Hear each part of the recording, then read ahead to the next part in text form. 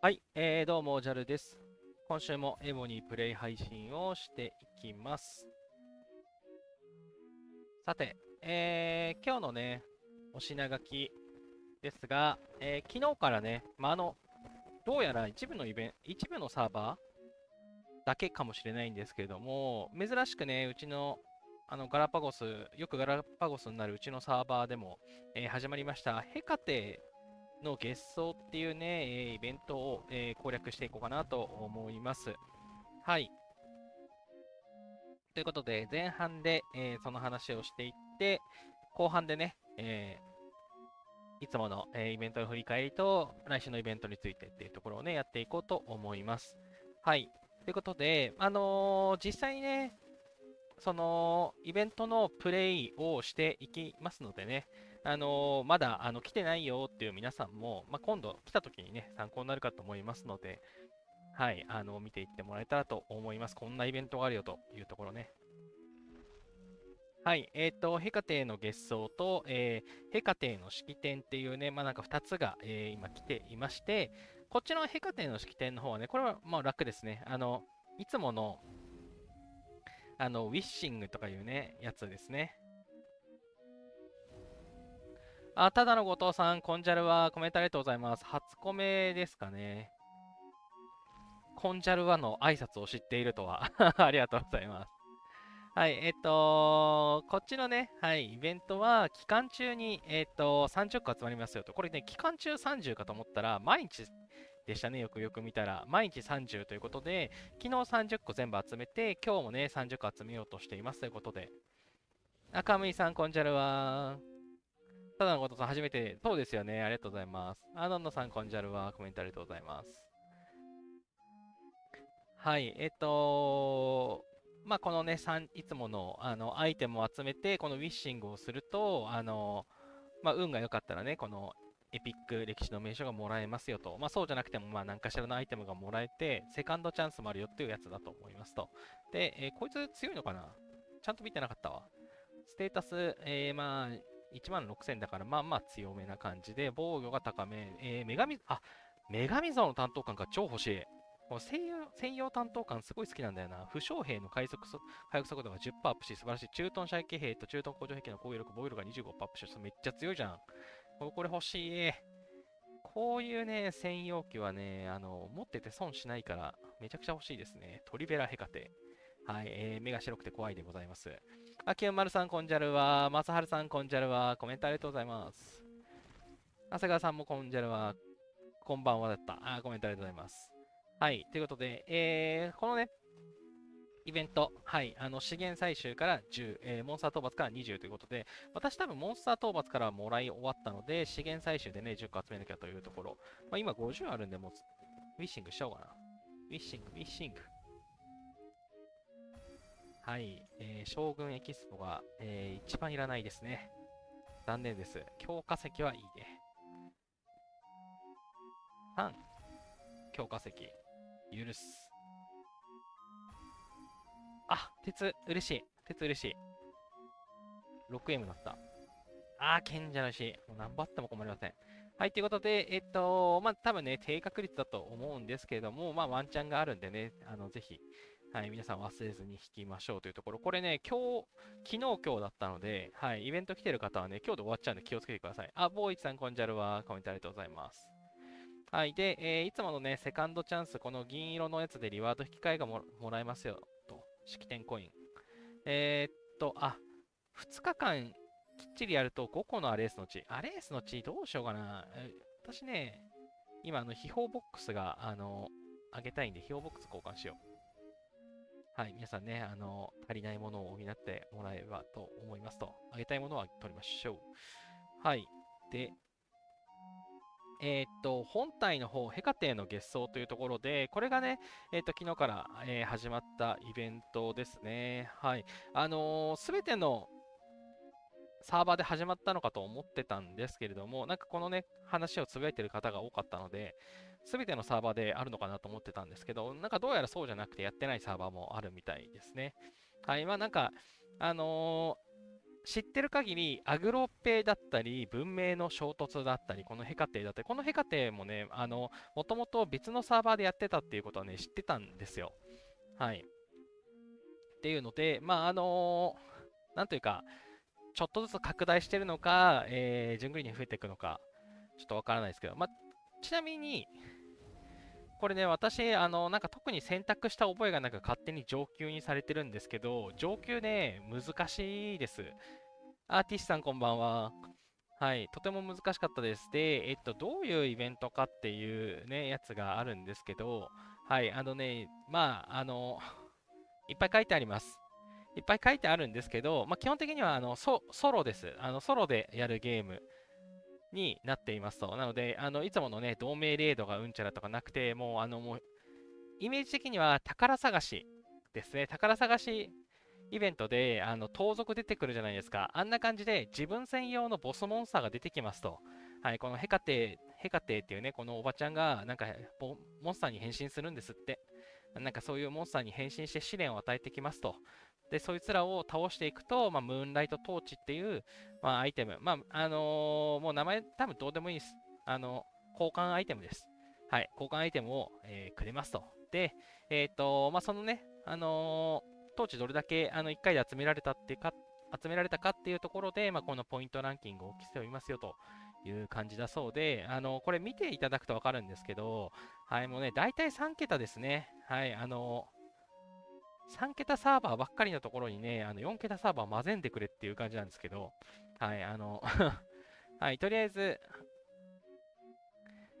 ソロプレイなんでね、誰かに迷惑かけるわけでもないので、ご自身のね、力試しで選んでもらえばいいのかなということで、なんか、たくさん書いててめんどくさいので、ちょっとね、やりながら説明していこうかなと思います。とりあえず、なんかね、10回ぐらいモンスターが出てくるんですよ。で、そのモンスターを倒していって、最後にね、バーブみたいなやつが出てくるんで、それを殴って終了。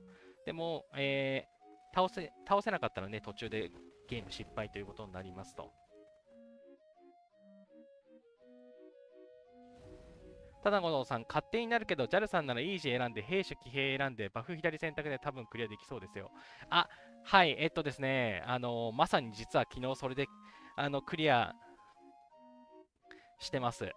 そう、それをね、今回、実際にね、実演していこうかなっていう感じで、いや、昨日、この実際にゲームに参加するための鍵が上の2個で、その途中のね、プレイを助けてくれるアイテムがこの虫眼鏡みたいなやつなんですよ。で、このね、鍵が、これ冥府の鍵か。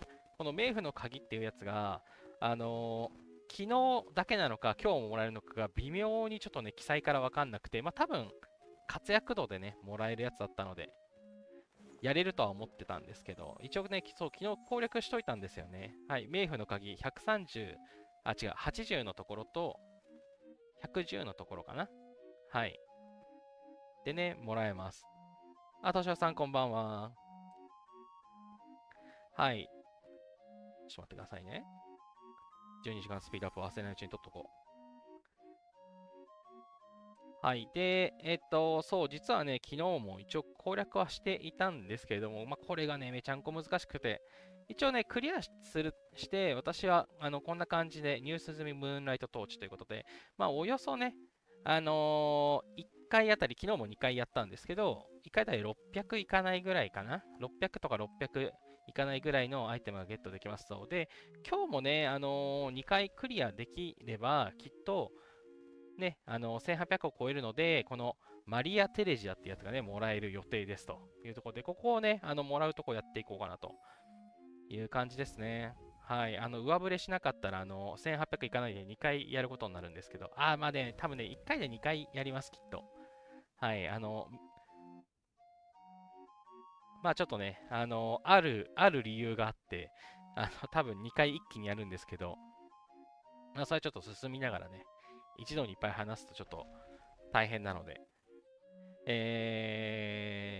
実際にね、プレイしながら見てってもらうのが一番だと思うので、やっていこうかなと思いますと。で、先に気をつけなきゃいけないんですけど、なんかね、モンスター出てくるんですけど、このモンスターね、時間経つと消滅するって書いてあるんですけど、5分なんですよ。モンスター出します。5分以内に倒しましょう。で、倒せば次のモンスター出てくるし、倒せなかったら、そこの時点で試合終了になっちゃうんですね。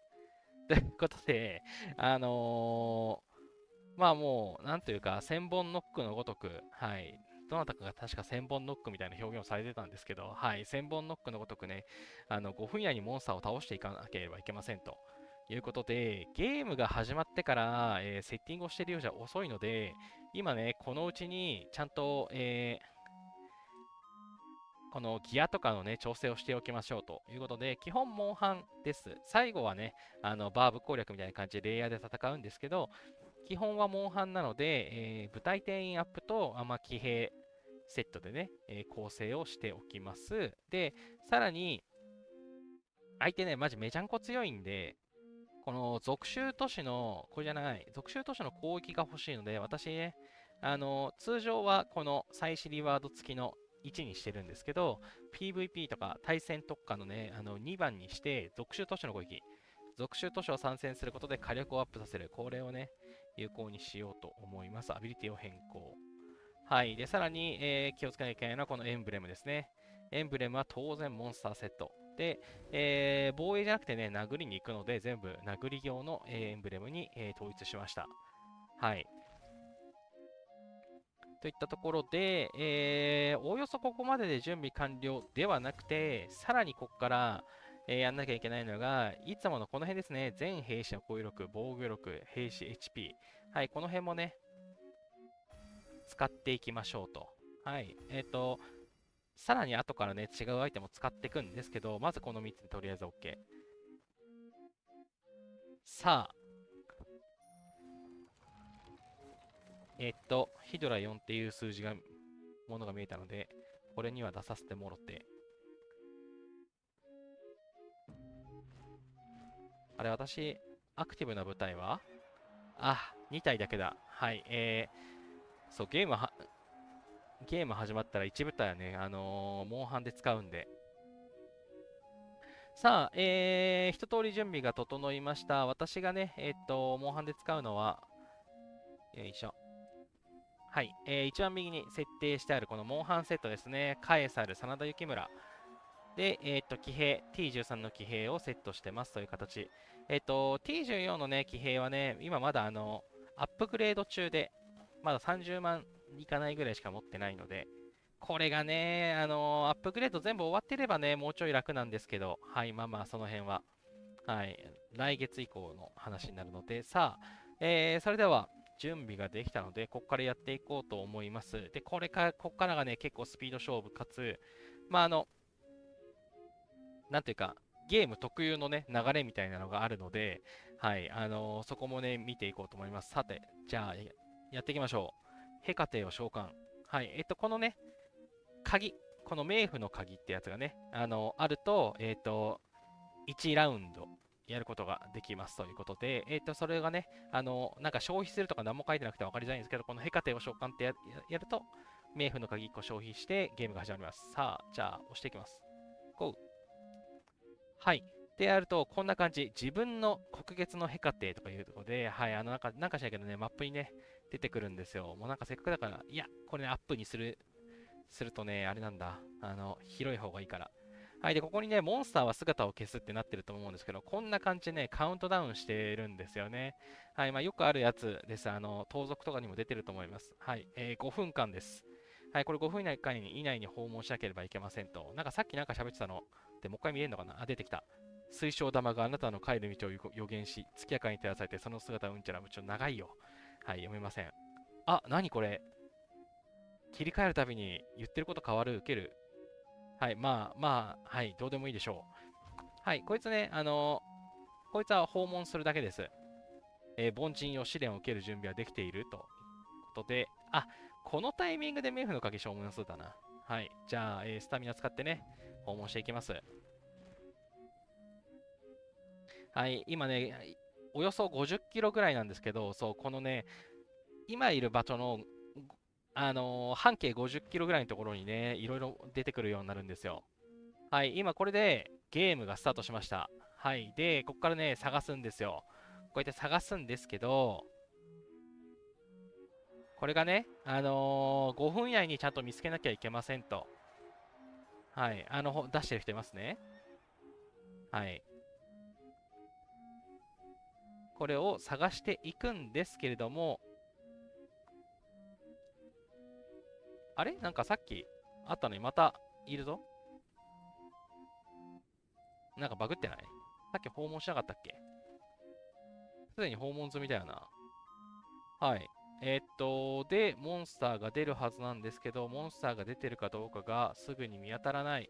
っていう時に、このね、アイテム。はい、ヘカテのゲストのね、この2個目のアイテム、この虫眼鏡。これがね、虫眼鏡使えるようになってるんですよ。はい。現在のポイント60。参加するだけで60ポイントもらえるんですね。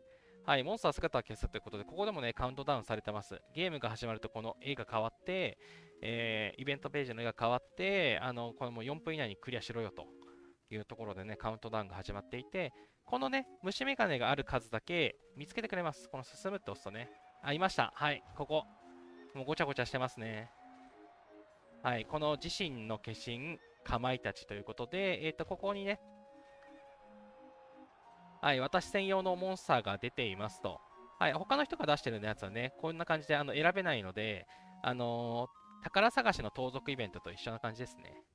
はい、ということで、かまいたちが出てきます。はい、かまいたちが出るっていうことは、はい、なんというか、P13 それなりに使ってないと怪我しますよね。なんというか、まあまあ強いんですよ、初っ端から。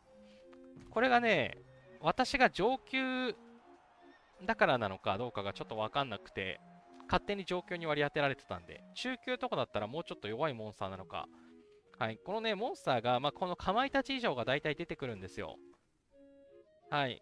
1匹目、かまいたちを倒しました。さあ、じゃあ、早速ね、2匹目がどっか出てきますということで、これをね、もうひたすら探します。はい。どこにいるかな。大体ね、似たようなところに出たりとかするんで、あ、ここにいた。自分の国付きのヘカテ。はい、訪問。はい、今度2人目で、なんかね、なんていうか、正気な頃のヘカテさんですかね。はい、さっきも絵に映っていたこのヘカテさんが出てきますということで、これ重要です。冥府に通じる川は3つあり、川の中の境遇はそれぞれ異なりますが、もうなんかいつも通りごちゃごちゃ言ってるんですけど、はい、最後の、敵のね、強さがね、これで変わるみたいですと。最後に、バーブみたいなね、要塞が出てくるんですけど、それの、出てくる敵の量というか、はい、戦力に関わっていると思われますということで、もうね、ノーマル以降は死ぬっていうのを知っているので、もうハードとか、基本的に多分計40以上仕様っぽいので、はい、私はね、イージーを選択します。昨日もイージーを選択してます。はい、イージーを選択します。はい。で、多分ね、キャッシュの問題でね、昔のキャラがね、ちょっとしばらく出てるんだよな。一回ね、画面を外して、さあ、探そう。またね、モンスターが出てるはずですと。どうしてもね、見つからなかった時には、また、虫眼鏡をね、使って見つけることになりますと。見当たんないぞ。いた、いた、いた。はい。今度はレベル2のスフィンクスですね。はい。さあ、2匹目のモンスター倒していこう。レベル2ぐらいだったらね、余裕ですね。これね、外側に出るならいいんですけど、昨日ね、本当に見つからなかったやつ、この辺のね、真ん中とかにいたりとかして意外にね、見逃すっていう。はい、スフィンクス倒しました。ちなみにね、これなんちゃら、文明の衝突か。文明の衝突で、なんか変な名前がついてるモンスター倒した方、わかると思うんですけど、かまいたちそうだよね。はい。この化身かまいたちって普通のかまいたちと別のね、モンスター扱いなんで、初勝利リワードもらえるんですよ。これおもろいですよね。はい。名声と君主キスポや、資材がいっぱい入ってね、とてもいいと思います。し、なんかちょっと強い判定なのか、この栄光の金枝とか落とさないはずなんですけど、この対象になっててね、いい感じ。はい。で、ムーンライトトーチゲットしましたね。はい。じゃあ次、3体目探そう。3体目。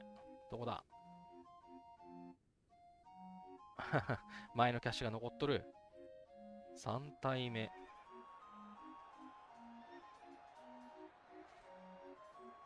どこにおるねん？どこに、出てますね、これ。りょうさんが出している。はい、こんな感じでね、出てくるんですけど、また私の時にね、ちゃんと見ることにしよう。さあ、どこにいるかな？パッと見当たらんけど、真ん中にいない？大丈夫？マジ真ん中にいんのがね、一番見逃すんだから。いないね。まだね、まだ時間あるんで、探しますと。まあ、虫眼鏡もね、多分もうこんなたくさん使わないから、使ってもいいかなと思うんですけれども、もう見当たんないな。めんどくさくなってきたな。はい、私ね、こういうの、間違い探しとかね、苦手なんですよね。はい、なんか8番出口っていうね、ゲームをやった時もね、違いを見つけるとかね、めちゃんこ難しくて、はい、ひたすら見逃しまくった人なので、はい、ちょっとめんどくさくなってきたんで、ヒント通過を。はい、まあね、これね、あの使えるものは使う。いや、ほら、やっぱ出てなかったじゃん、やっぱり。ここ見たよ、さっき。うん、なんかね、読み込みの問題で出てない時あると思うんだよな。まあ、画面外までしっかりやればきっと映ったのかもしれないですけど。レベルには、倒せるんで倒していきます。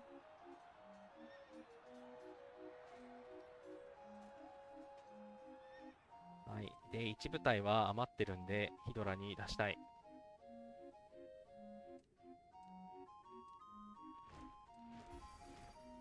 よし、出した。はい、レベル2のスミックス倒しました。じゃあ3番目。出てきた。はい、自身の化身ヒドラ2ということで。はい、ヒドラ2はね、ちょっと強いですね。帰ってなかった、まだ。よいしょ。ヒドラに、ヒドラに。一応続集としてつけとくか。何かあるとね、めんどくさいんで。これ4体目かな？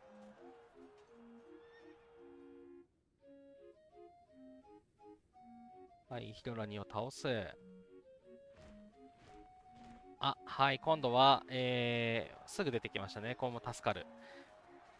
自身の化身パーンということで、5体目パーンが、歩兵のパーンが出てきました。歩兵のパーンなんて余裕だぜ。ということで。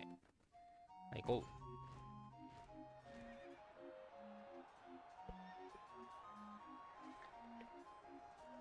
いや、こんな感じで、慌ただしいって、ある程度まとまった時間で、やらないといけないんでね、ちょっと、皆さんね、これ、イベント開始するときは、お気をつけください。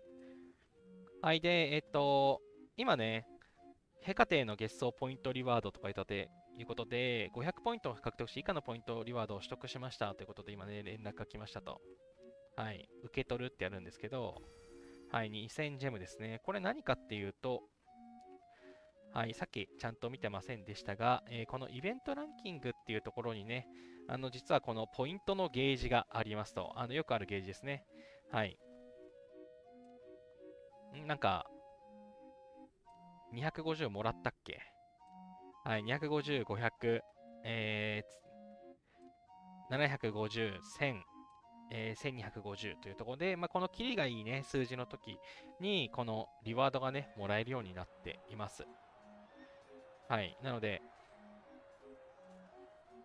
はい。で、これね、自分からこの取りに行かなくても、自動でね、振り込んでくれるのでね、ちょっと優しいですよね。はい。もうなんか250もらってなくない？まあいいか。まあとりあえず。はい。また、パーンが出てますと。はい。そうこう喋ってるうちね、もう3分なんで、殴ろう殴ろう。はい。レベル3なんでちょっと強いんで、読集図書をね、安全のためにつけますと。はい。いちいちね、怪我してると回復させなきゃいけなくてめんどくさいので、これ何体目だっけ？ 5 体目か6体目ぐらいでしょ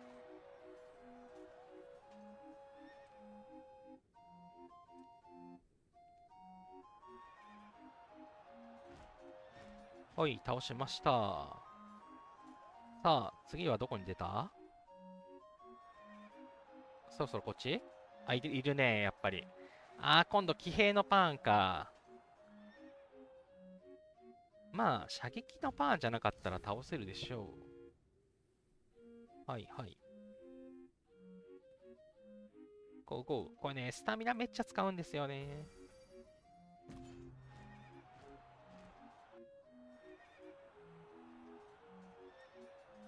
お、さっきの歩兵のパーン、初勝利だ。わーい。あ、しかも栄光の金枝とかもらえる。優しい。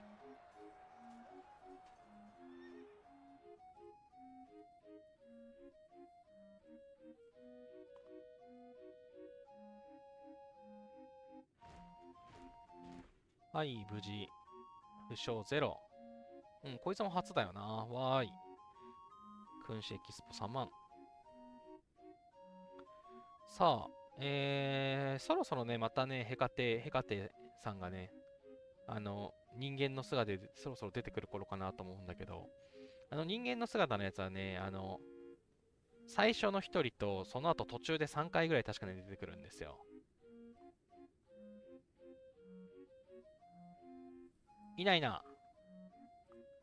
いないな。いるな。いた。スフィンクス。わーい。セリフ喋ってくれるのがね、ちょっとだけわかりやすくしてくれてますね。はい、どんどん行こう。あれ、魔女出てこないよ、魔女。そろそろ魔女出てくるんじゃないの？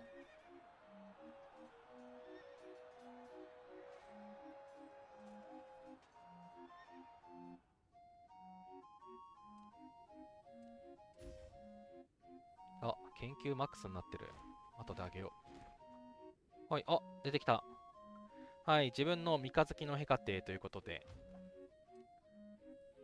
はい、ぐれちゃいましたね。はい、この選択は試練の兵士を決めますということで、最後のね、蛮族みたいなやつが出てくるときの、どの種類で出てくるかっていうのをね、ここで選択ができるようですということで、私はね、エレクトラを使っていくので、冥府の騎兵をね、選んでいきますと。ただね、なんかね、他のやつを選んだのに、なんか選んだのと違うやつが出てきたとかね、なんかそういうのも X で見かけたりして、これね、どうなってんだろうなとは思うんですけど、私は一応、ここのね、ここで騎兵を選ぶと、最後の敵も騎兵が出てきています。ということで、はい、この冥府の騎兵をね、選択しますということで、これで選んで訪問。はい、こんな感じで、途中のね、選択肢で、モンスターの戦力、モンスターの兵種、モンスターのバフっていうのをね、なんか選んでいくんですよ。また、連続して、今度、名月のヘカテってやつがね、出てきますね。はい。なんか、老けちゃいましたね。はい。この選択は試練のバフを決めます。はい。これ、これがね、マジで、気をつけてください。もうね、大体の人は左を選べばいいと思います。一番左が最後に出てくるボス。まあ、蛮族と思ってください。蛮族みたいなやつのバフが1200%。あれ違うな、1200じゃない、これ900だっけな。まあ、後で戦うんで、まあ、なんか900ぐらいだった気がする。はい。まあ、なんか、一番低いです。で、右に行くほど高いです。真ん中がなんか1800ぐらいで、一番右が2400だっけかな。まあ、なんか、これもね、なんか微妙に差というか、なんか人によってなんか違うみたいなのがあったような気がするんですけど、まあなんていうか、よほど腕のに自信がない限りは、これ一番左をね、選んでもらうのがいいと思います。ただの後藤さん、自分は分からず右選んだら2500%ワーフでしょ。やばい。いや、これさ、なんていうか、書いてないじゃないですか。まあ一応ね、尾行、狩猟、懲罰とかで、なんかなんていうか、まあ、かすかってあるからとか、絵のね、豪華さが、左から右に行くにつれ豪華になってるっていうのはね、まあ、わかるよ。想像すればわかるけど、こんなん、さあ、ちょっとぐらい書いてあっていいじゃん、難しいとかさ、強いとかさ、優しいとかさ、あるじゃん。これね、ひどいですよね。はい、そうなんですね。今、ただの後藤さん書いてた通り、一番右に行くとね、マジとんでもないバフが出てくるんで、はい、基本的には、ね、大抵の人はきっと一番左を選ぶのが良いと思います。はい。てかね、初見でクリアするときはね、多分一番優しいのを選んでね、雰囲気を見るのが多分いいのかなっていう感じ。はい。さあ、こっからです。自身の化身ヒドラさんということでね、もうね、ヒドラさんも十分強いんだよ。ヒドラさんでも、私昨日戦ってない気がする。ヒドラさんはね、多分ね、きついな。はい、きついので、セッティング忘れてた。あ、いや、セッティングしちゃった。オッケーオッケーオッケー。雪村さんね、はい、防御ダウンバフ、モンスターダウンバフを入れときますと、で、こっからですよ。こっからね、強いモンスター出てくるんで、はい、ここで、私が使っていくのは、はい、キングコングイベントでね、取った、こいつ、大事に取っていたんですけど、こういうタイミングで使っていきます。1時間、モンスターの攻撃力が5%ダウン。攻撃力5%ダウンね、多分必要ない気がする。いいか。重要なのこっちなんですよね。モンスターの、なんか一番下のやつおかしい気がする。はい、ベニテングだけ、はい、モンスターの防御力5%ダウンですね。まあ、せっかくなんで両方使っとこう、別に。はい。はい。この1時間の間、モンスターの攻撃と防御のデバフがついてますということで、この状態でね、殴りに行きますと。これ、回復必要かな？倒せるかな？どうだろう？まあ、挑戦してみよう。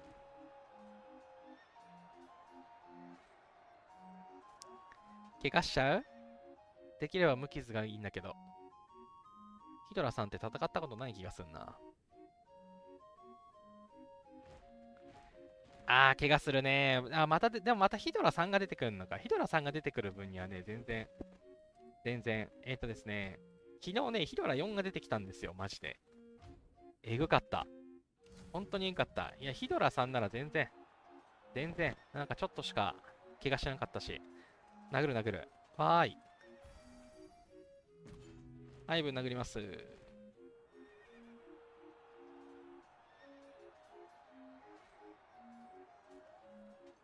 ただの後藤さん、このボスマンは難易度関係なく運ですか？イージー選んだのにテュポーン出て積みました。イージーでもテュポーンで出るんです？それ、バフとかも一番弱いの選びました？テュポーンは私は出てないです。ハードとかノーマル選んだ人でテュポーンが出たっていう報告を見たので、あ、無理だわって言って、私イージー選んでたんですけど、そのイージーモード以外にもそういうのが出るんだとしたら結構やばい。あ、出た。そうなんですよね。イージーでテュポン出たら私も積むと思います。ヒドラ4倒せたんだけど、テュポンってどんぐらいなんだろう、戦力。はい、今、ヒドラが出てきましたということで、ヒドラ4か。ヒドラ4をね、倒せるんですけど、はい。イージーで右選んじゃいました。いや、多分それは右選んだことも絶対関係してると思います。はい、このね、王朝の騎兵を回復させ、ちょうどね、今、回復のね、スピードアップ期間でもあるので、はい、で、一応今、行軍いないな。このね、今ね、行軍がいると損しちゃうんで気をつけなきゃいけないんですけど、はい、このイベントは、ラムネ、ガブ飲みイベントです。はい、運営はラムネを消費させに来てます。はい、これね、気をつけてください。最初ね、マックスになってるんで気をつけてくださいね。これ1にして、はい、ラムネを使用しますと。はい、で、ラムネをね、使ったら、昨日ヒドラを倒せるのが分かっていますと。ただね、ラムネだけじゃダメで、デバフね、必要でした。中級で一番左選んだのに左に逃げた。倒せないです。最初はスフィンクス1とかむちゃくちゃ弱かったのに。ボー H さん。いや、そうなんですよ。いや、このイベントね、なんていうか、対象をどの設定にしてるんですかね。その、頑張ってやってるけど、まだ始めたばっかだし、全然倒せないよっていう方、普通にいらっしゃると思うんですよね。結構強いと思うんだよな。としおさん、今朝ラムネマックス開いてしまいました。うわー、運営に連絡してください。いや、そう、めっちゃ事故ると思うんで、そう、慎重にね、そうやっていただきたいんですよ。このラムネ開くのね、本当に、マジで危ない。カムイさん、私も調子乗ってノーマルで大怪我しながら進んでテポーンで積みました。そう、その、バフのやつとか、戦力とかは、やっぱりね、一番簡単なやつをね、多分選んだ方がいいと思います。わかんないです。私もね、一番左ずっと選んでますけど、これでもしかしたらね、ティポン出てくるかもしれない。ティポン出たら多分積むと思います。はい、ヒドラ倒しに行きたいと思います。さすが、ヒドラレベル4、豪華ですね。はい、昨日倒した時には、もう何も考えず脳死で、思い出した。部隊定員も上げます。はい。部隊点もしかしたら不要かもしれません。不要かもしれないんですけど、ラムネを使って失敗することは許されないんで、部隊点を増やします。はい。ラムネを使ったからには確実にぶちのめすという、この思い、この心意気。はい。騎兵をね、ぶっ込みますね。で、私ね、中途半端な騎兵作ってないんですよ。どうせ死ぬんで。はい。防衛するときに騎兵使わないから、騎兵ね、1しか持ってないんで、はい。ここでね、1を残ってる T1 をね、ぶっ込みますということで、これでいきます。勝率低いとか言われてますが、そんなの関係ねえ。はい、死なない兵士、ゾンビ軍団で、魔女にはゾンビ軍団で、ぶち当たる。頼む、ヒドラをぶち殺せ。全然関係ないけど、この珍品箱が欲しい。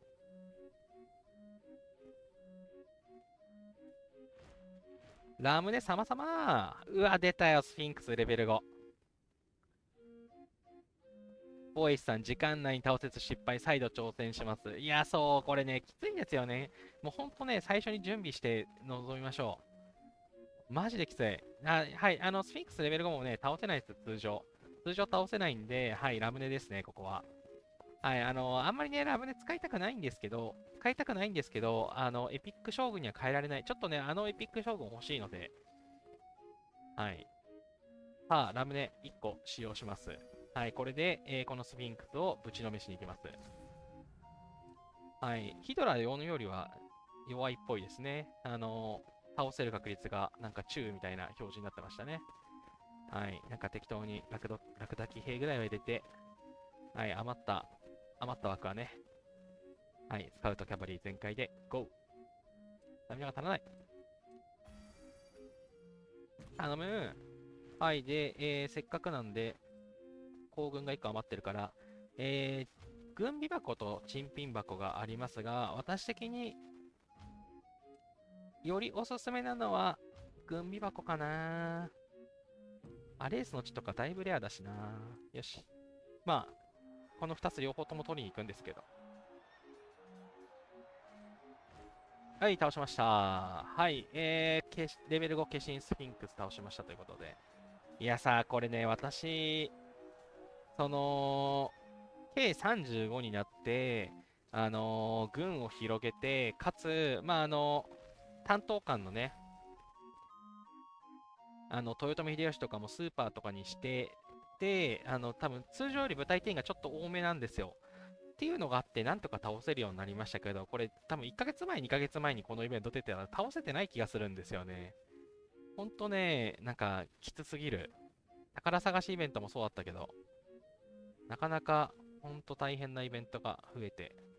はい、そろそろね、数数えてるの忘れちゃったんですけど、まあ、そろそろ城が出てくる頃かなと思うんだけど、そうじゃなくてももうラストのはず。どこですかね。いないいないな。いないな。一回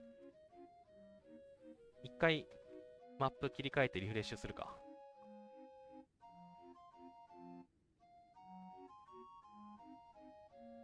いや、ラムネマックス使用問題は、本当にいや、運営もね、たくさん問い合わせもらってると思うので、もうすぐにスクショ付きで運営に連絡して、補填してもらいましょう。この仕様が悪すぎる。見当たんない。見当たんないぞ。パン5あたりが出てくるかなと思ったけど、まだ出てない。ないな。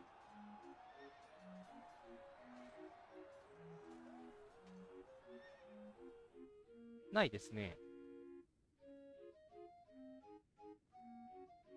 あ、いた。あ、またヒドラ4かよ。またヒドラ4かよ。ラムネ案件じゃないですか。はい、ラムネ。はい、こんな感じで、戦ってくるので、アイテムをね、あんまりたくさん使いすぎないように、1時間バフとかね、あるうちに倒すために、もう決めてね、一気にやるのがね、おすすめでございます。ということでね、今、そう、配信の枠で、中でやらせてもらってますが、さあ、スフィンクス4、ぶちのめす、GO! としおさん、問い合わせしてる系ですけど、時間と数量教えてって来て返信してから回答なしで、まあなんか、忘れた頃に急に増えるかもしれないですね。なるほど。まあ、一度反応があったのはいいことでよかったです。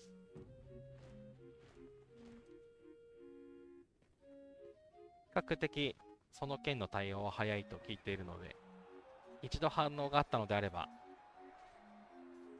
補填してくれると思われます。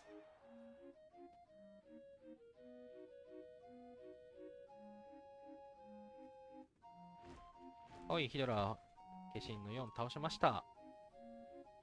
はい、もりもり。このムーンライトトーチがね、なんか落とすのが、銃は固定なんですかね。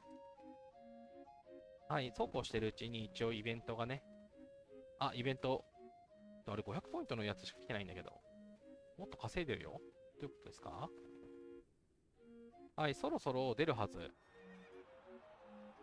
そろそろ蛮族が出るはず。ないな。まだですか？まだモンスター倒さなきゃいけないですか？もうラムネ使いたくないでござるよ。ラムネをそんなに使わせないでくれ。あ、これあれだ。きっと、リフレッシュが必要なやつだ。城に戻りーの。帰ってきーの。さあ、どこですかね。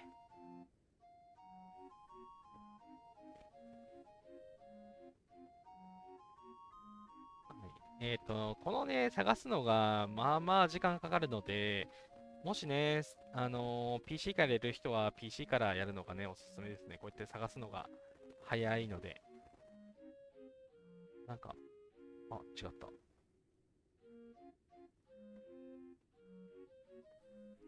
はい、なんかもうざっと探して見当たんないんで、虫眼鏡使おうかな。テュポーン出てる。あったあったあった。はい、自分の試練神殿ということで出てきましたね。とりあえず偵察をかけておいて、はい、これがオーラスです。はい、モンスター扱いされてますけど、はい、合計戦力 20M、兵士の語彙力、あれバフ上がってんじゃん。1020%なんだけど。おかしいわ。おかしいな。昨日と違うな。はい、一応騎兵を選択したので、相手にね、騎兵のモンスターが多い感じになっています。で、1.5M の兵士がいますということと、バフがね、1020%になってますね。やっぱここは、多分決まってないですね。ちょっと、揺れがあるっぽいですね。はい。ということで、ここはね、ギアを切り替えて、はい、エレクトラさんに頑張っていただきます。ここはね、属州都市使えないんで、なんか、私のプリセットおかしいっぽいぞ。はい、部隊点が増えてるので、はい、私、そんなに兵作ってないんで、余るんですけど。よし。さあ、行こう。殴りに行きます。ちなみにこれって、この時ってこのイベントの変わってんのかな？なんか、絵はおばさんなまんまだった。あれ一回お姉さんだったよな。なんか、ちょっと変わってるんだな。はい、ケルベロスいける？間に合う？間に合う。はい、今回ちょっと遠目ですね。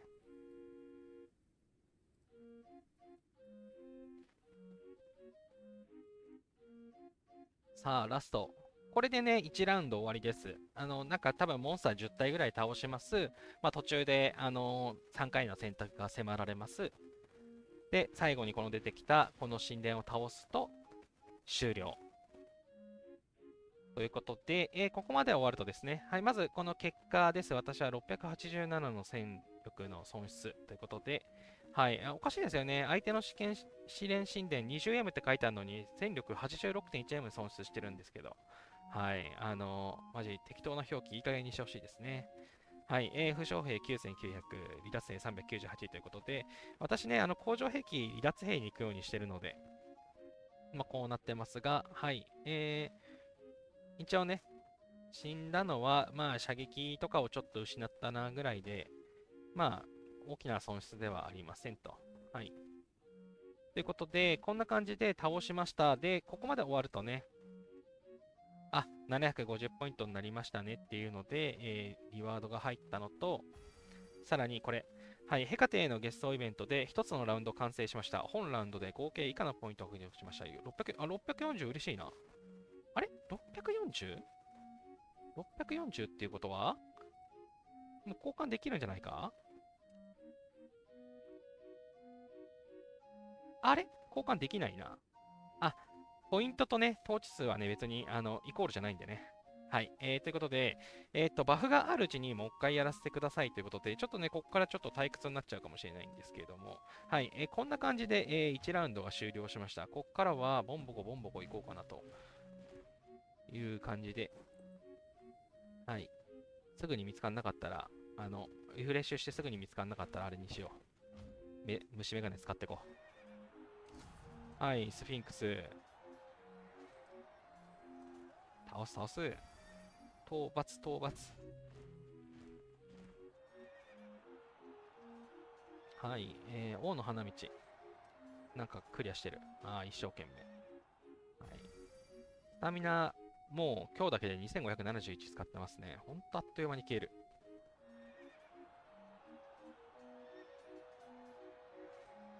はい、スフィンクス倒した。次はどこに出た？どこだどこだ？探せ探せ。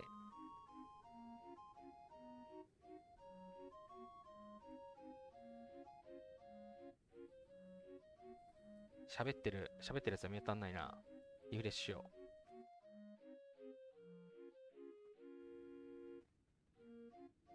う。あ、なんか喋ってるのいるな。近くにいた。隣におった。もうほんとね、真ん中にいるの見逃すんだよな。ごちゃごちゃしてるから。はい。また隣に出てきました。はい。はい、イージーです。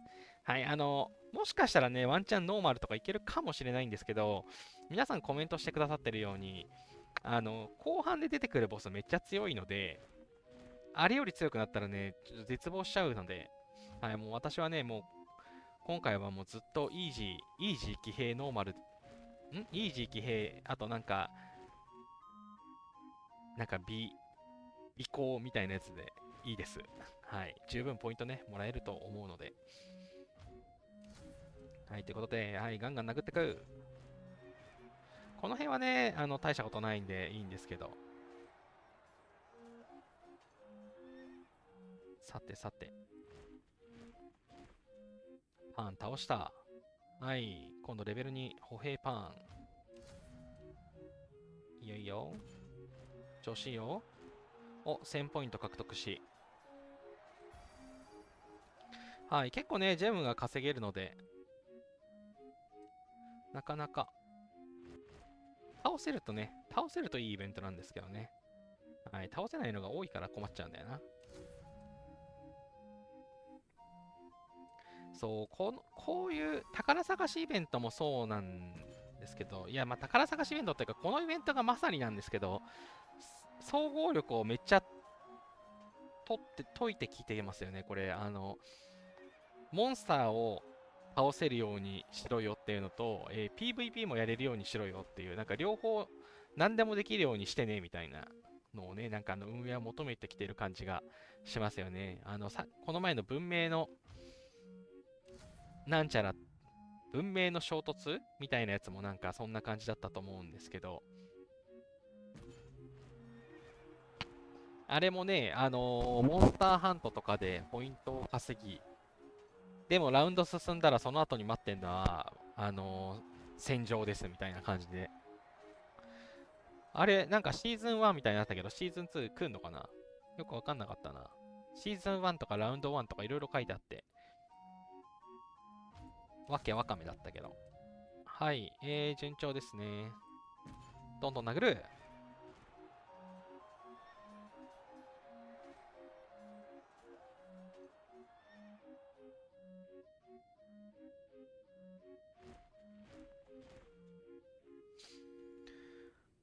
はい。あとは、次はどこだ。いいですね。なんか今回は、すぐ見つかるところに出てきて、いいですね。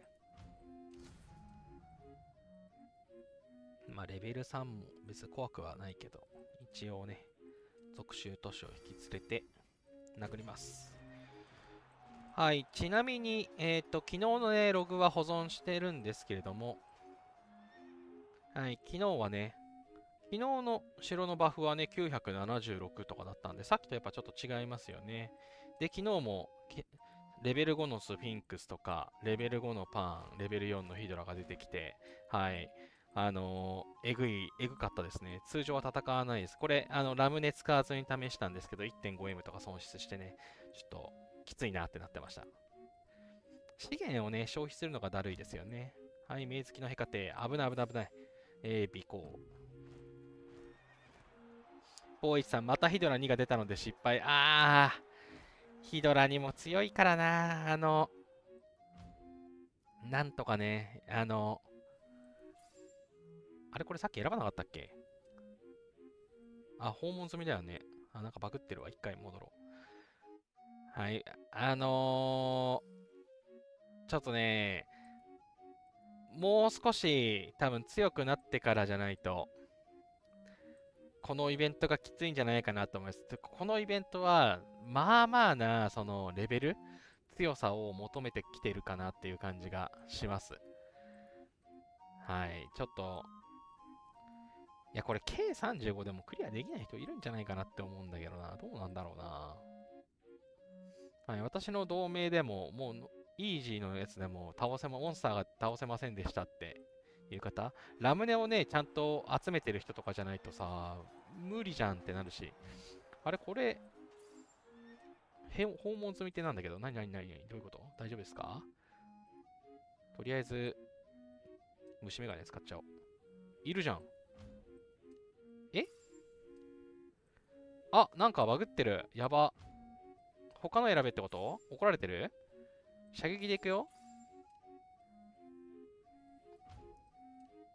なんか、やば。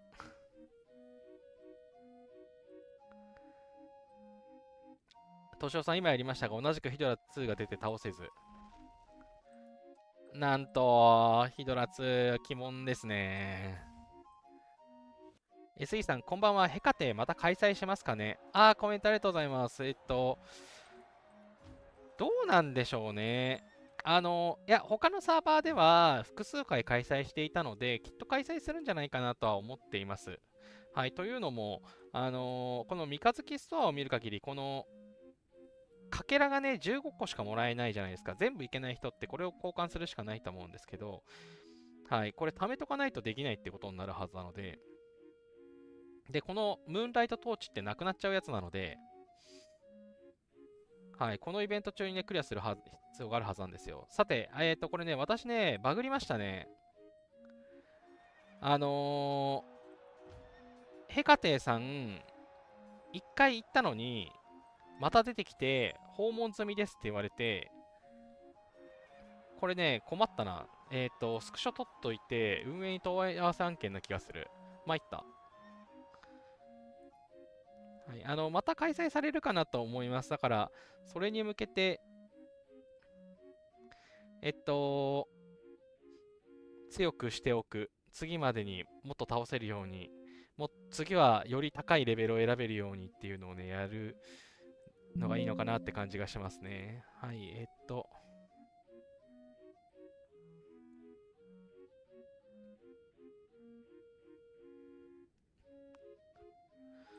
困ったな。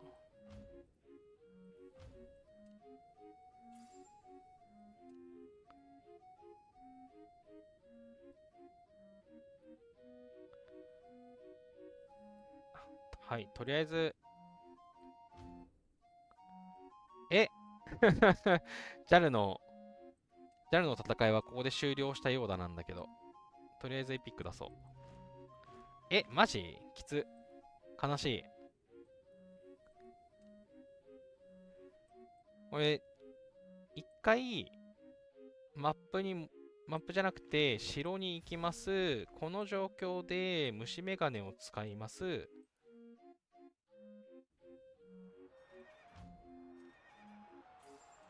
はい、ダメです。さあ、ありがとうございます。カムイさん。うん、リログしてみよう。ちょっと、一回リロードしてみますね。落として、ゲーム開始。さあ、どうなる？いやー、あ、いけたかも。ありがとうございます、カムイさん。で、画面がなんかうまく映ってないぞ。ちょっと待ってくださいね。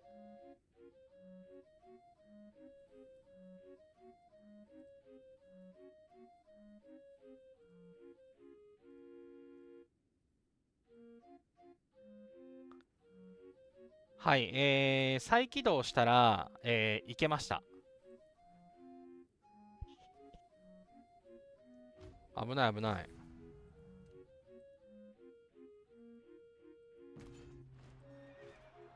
間に合ってよかった。いや、ああいうのもあるんですね。なんか困ったら再起動しないとダメですね。出た。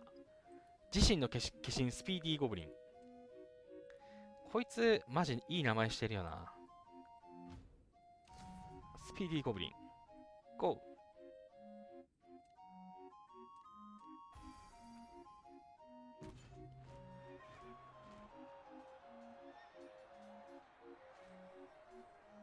いやー、コメントありがとうございます。助かりました。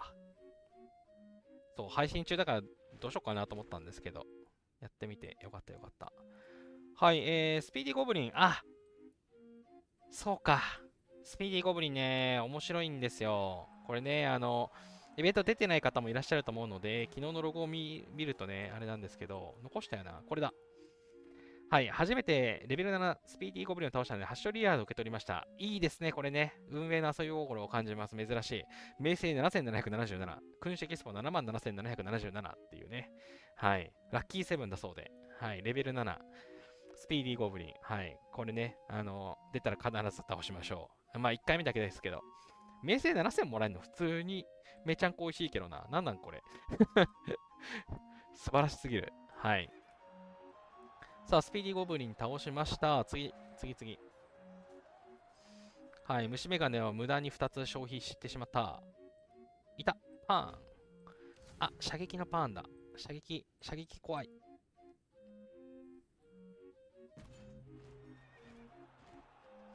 さあ、そうこうしてるうちに、そろそろ1時間経つんでね、念のためバフチェック。あと10分ぐらい。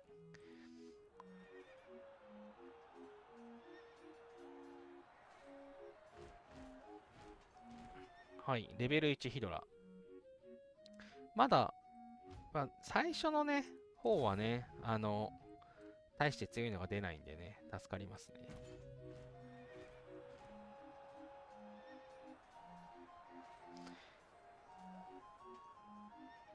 いやー、時間かかる。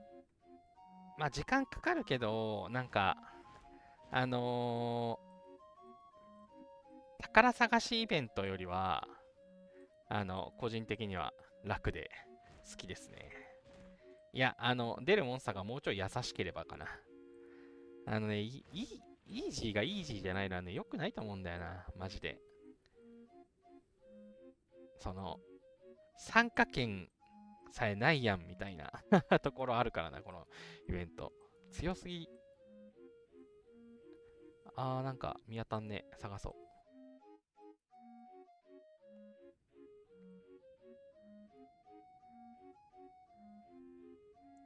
見当たんない。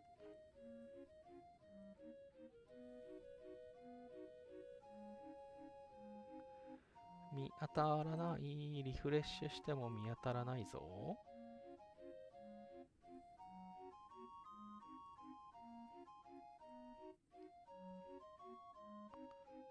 ふむ。虫眼鏡を使うかな。虫眼鏡。はい、見ましたね、ここね。はい、もうこういうのあるから。虫眼鏡なくすと、こういうのをもう一生倒せなくなるから、ほんとね、虫眼鏡なくさないようにやんないといけないですよね。えぐいて、今、この辺、別にいなかったのに出てきたじゃん、虫眼鏡したら。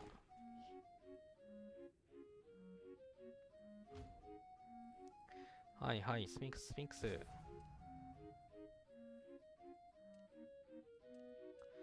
スタミナがゴリゴリなくなる。ちなみに、何ヶ月だろう、4ヶ月ぐらい前の配信、半年ぐらい前か。半年ぐらい前の配信でね、もうスタミナがないですと。もう枯渇しまくってますっていうね、ところを、まあ、喋っていたかなと思うんですけど、今ね、やっとそれ結構改善されてきましたと。大体ね、ユミルの前にはもうスタミナのアイテム、もう100切ってたりとかしてたんですけど、今はだいぶ余裕があって、はい、というのも、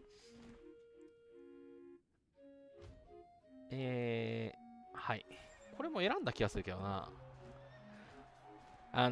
資源のね、消費還元イベント、これまで 5B しかやれてなかったんですけど、10B をね、クリアできるようになって、だいぶその、100スタミナをね、もらえる数が増えましたと。はい。あれがね、すごい非常に助かりますね。あれのおかげで、ヒドラエピック参加したいよ。でもそろそろラムネタイムだな。はい。で、何よりもね、まだまだラムネは不要。何より、ナサニエル・グリーンを3体ゲットしたのがマジででかいですね。はい、ナサニエル・グリーン先生。はい、モンスターのね、スタミナ25%ダウンします。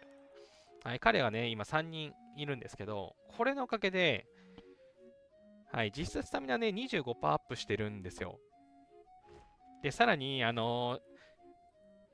衝突して、モンスター消えましたってなることあると思うんですけど、そういうのが発生したときに、ナサニエルで減少した分以上に返ってくるんで、減少した分関係なく、デフォルトのね、やつで返ってくるんで、得するんですよね、なんか知んないけど。だから私、基本的にナサニエルで出すようにしていて、はい、そのおかげもあってね、だいぶ、スタミナが、枯渇しないで済むようになってきたかなと。なんかそろそろ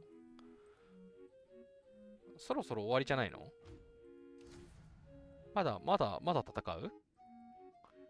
結構倒したけど。このノック多くない？ 10 回ぐらいじゃなかった？王の花道。はい、強いモンスターいっぱい殴った。まだ出てくる。いや、射撃系の4か。これは怪我出そうだな。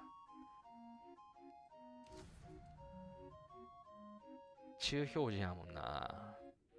まあ、殴ろう。ラムネを使うぐらいなら回復した方がいい。倒せないってことはね、ないでしょ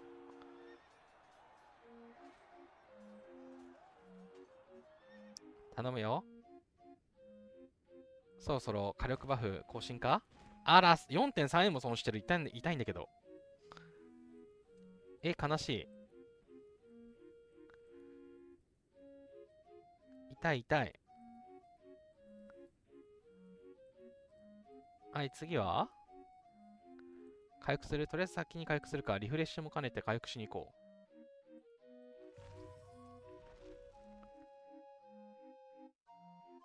さっきのやつもあんのか。いいや、全部回復させよう。はい、で、11時になったので、壁のアイテムを取りつつ、まだ火力バフは残ってる。まあでも6分か。さあ、この辺探しに行こう。いや、みんなこのイベントやってておもろいですね。でもそろそろさ、ノック終了じゃないのかな。だいぶモンスター倒したけど。いるね。スピーディーゴブリンだって。わーい。こういうね、癒し系が出てくれるのは嬉しいですね。殴れ殴れ。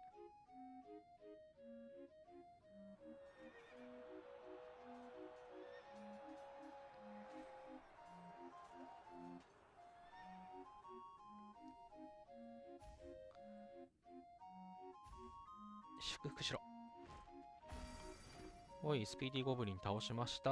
さあ、次はどこに出た？もうそろそろ、もうそろそろ、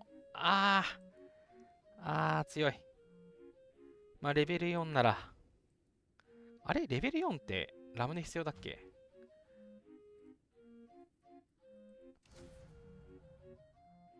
いやいや、倒せる倒せる倒せる。倒せる倒せる。いや、でも怪我しそう。兵減ってるし怪我しそう。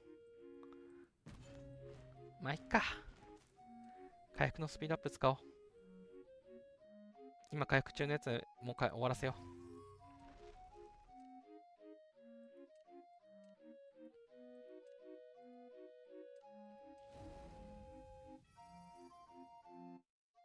はい、戦力アップで。はい。わーい。被害ゼロ。さあ、そろそろ終わりにしてくれ。頼む。いる。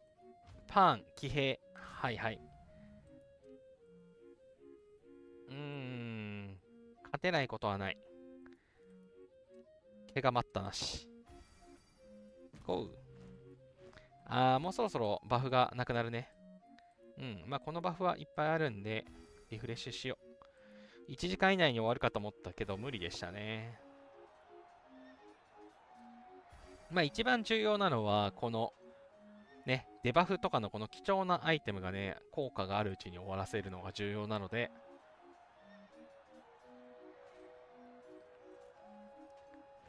どんだけ損失？ 1.5M 損失。それぐらいないです。出たヒドラ4。出たな。出たな、ヒドラ。こっからはもうラムネゾーンよ。もう回復スピードアップ期間なんでね、ゴンゴンゴンゴン使っちゃいますと。はい。はい、もう無理なので、なんか更新中ってなってる。やばい。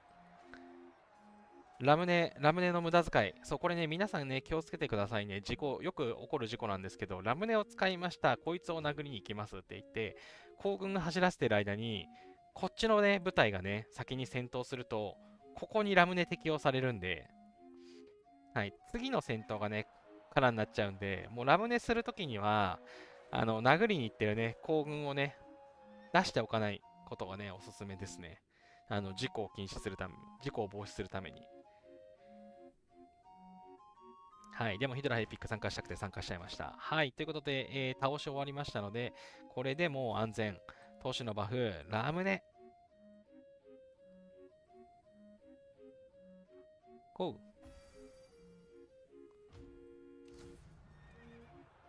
さあ、ラムネを、ラムネを飲んだ。怖いものなしだぜ。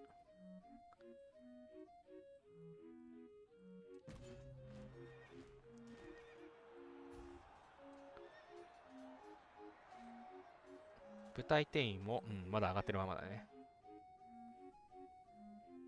いやー、10回じゃないな。もっとたくさん殴ってる気がすんな。はい、ちなみに、昨日夜かな、エボニーウィキさんがね、高速で、このイベントのね、ページを作ってくださっていましたね。はい、なので、ぜひね、そちらもご覧いただいて、このバフを選んだ時にこれぐらいだったみたいなところのね、情報も確か書いてくださっていて、はい、いつも通り、非常に参考になりました。私はそれを見てからやりました。はい。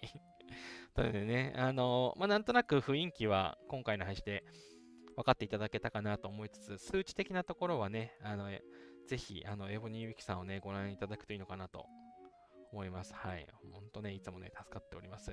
見つかりません。ところで。見つからない。どうせ近くでしょう。どうせ近くでしょう。いないな。いないな。はい、虫眼鏡使おう。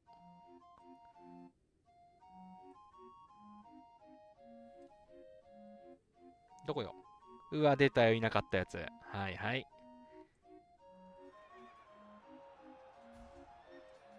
またラムネ案件なので、いやもうラムネなんか必ず3個ぐらい使わせる。今2個目だよね。さっき3個使って、昨日もね、6個使ったんですよ、確か。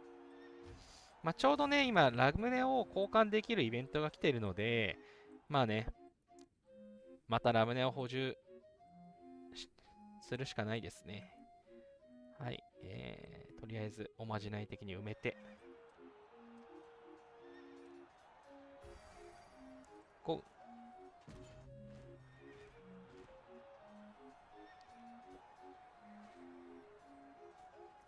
さあ、ヒドラを倒せ。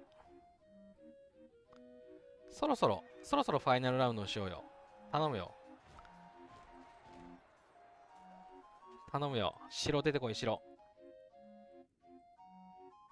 一回リフレッシュしよう。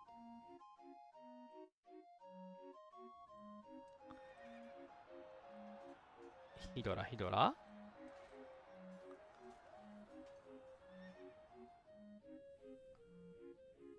もう、ラムネは使いたくない。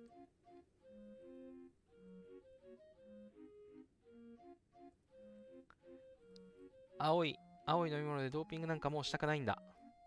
頼むよ。出てろ、神殿。ない。ないな。これアイテム使わないと出てこないやつか。また。レベル5パーン。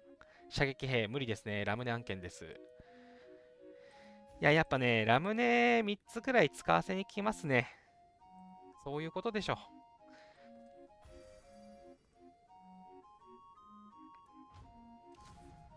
まったく。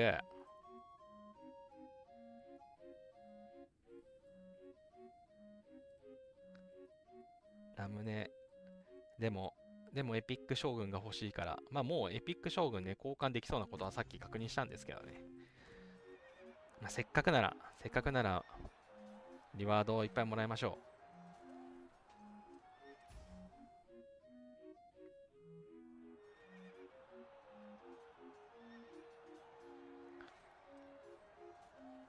部隊定員なんか低いなと思ったけど、これじゃん。まあでも別にあんま関係ないんだよな。ラムネ使ってるから。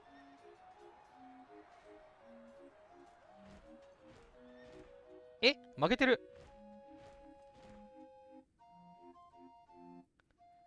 マジラムネ使って負けんの？これ部隊定員やば。きつ。これ負けんのやだな。ラムネ使って負けた。ラムネ使って負けたか。いや、部隊定員、こんなちょっとじゃ多分あんま関係ねえぞ。モンスターの防御力もうちょっと下げるか。ただの後藤さん、射撃兵の騎兵はきつくないですか？いや、きついんですよ。きついんですけど、私ね、歩兵の将軍一切育ってないんですよ。スールと、いやー、倒せない。まだエレクトラの方が価値ある。エレク、エレクトラ行くか。エレクトラはバフがゲロ強いからワンチャンあるかな。騎兵じゃやっぱダメか。射撃兵なんか出してくんなよ。エレクトラ行こう。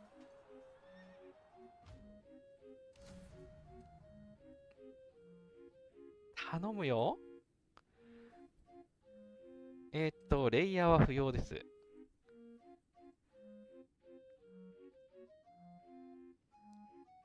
射撃兵。レ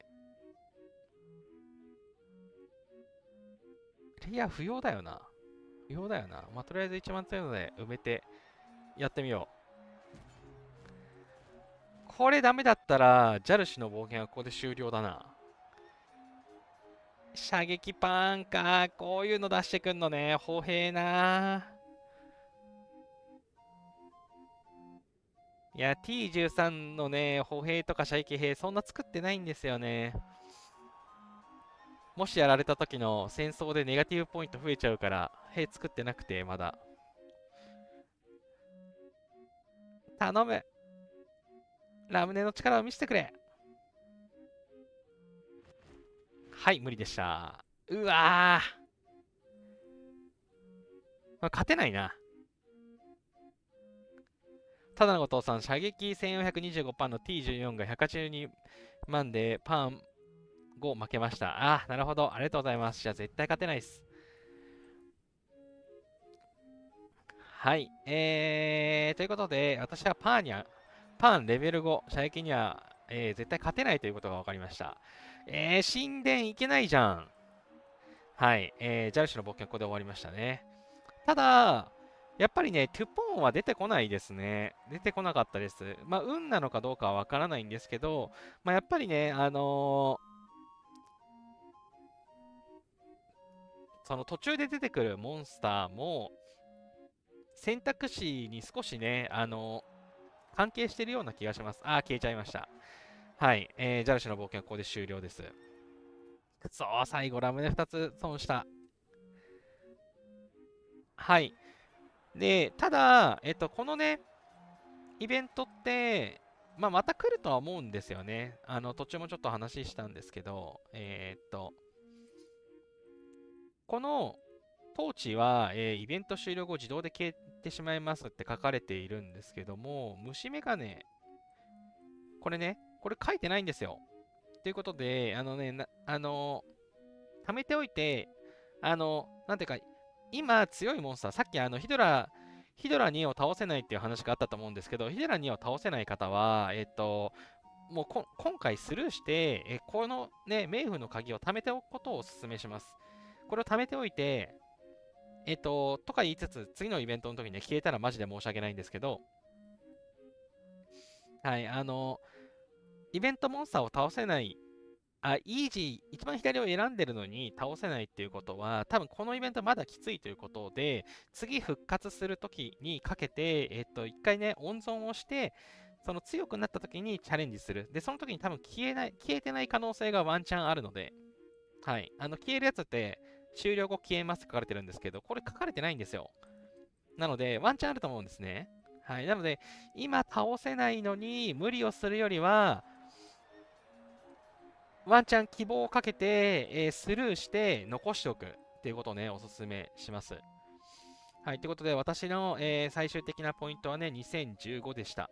はい、射撃兵のパーンが出た瞬間、積むということがよく分かったので、早くね、T14 の歩兵とかを作ったり、ちょっと歩兵将軍ちゃんと育てなきゃいけないなというふうに思いました。いや、順番にやってるからな、無理かな。うん。はい、ただ、引き換えできました。わーい、マリア・テレジア。はい、彼女はかなりすごいなと思ってますと。はい、召喚してます。はい、全くね、強そうじゃないですね。はい、優しそうな女性なんですけど、この方ね、書いてあることがえぐくて、騎兵の攻防 HP45% アップ。何言ってんですかね。強すぎますね。で、モンスター討伐による消費スタミナ20%ダウン。マジで偉い。マジで偉い。途中でね、お話をした、なんだ、おっさん。あいつ最高だぜって言ったのにおっさん呼ばわりだ。ナサニエル・グリーン。ナサニエル・グリーンは25%ダウン。なので、それには若干を取りますと。20%ダウン。ただ、そんなことをものともしないこの高火力。はい。素晴らしいですね。で、このイベントがまた来た時に、私はもう一回ね、ゲットできるかもしれません。なので、ナサニエル・グリーンの代わりに、こいつを補佐官だとか、アタッカーとしてね、使うもよし、限界突破したら、さらにモンスター、アイテムドロップ率10%アップとかね、つくようなので、これ非常に素晴らしいですね。はい。限界突破を繰り返すことで、スタミナのね、消費が30%ダウンまでするみたいですね。はい。はい。この方にね、モンスターデバフがついてたら最高、さらに良かったんですけど、ちなみに特性は何だろう。あ、モンスターの攻撃デバフか。防御デバフが重要だよ、防御デバフ。行軍速度と騎兵の攻撃力。これは騎兵のアレス。オーストラリア継承戦争。歩兵と騎兵の火力防御。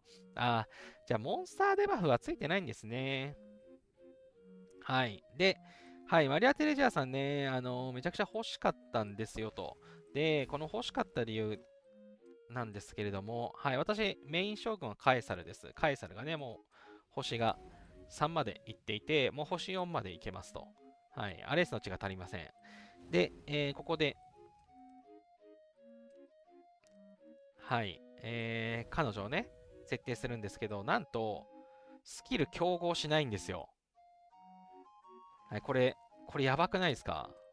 これね、エゼルフリータとか競合するんじゃなかったっけ？はい。こんな感じで、カエサルのこの火力スキルとエゼルフリータって似てるんで、この重なって効果を発揮しませんって、こうやって灰色でね、出ちゃうんですよ、エゼルフリータとかって。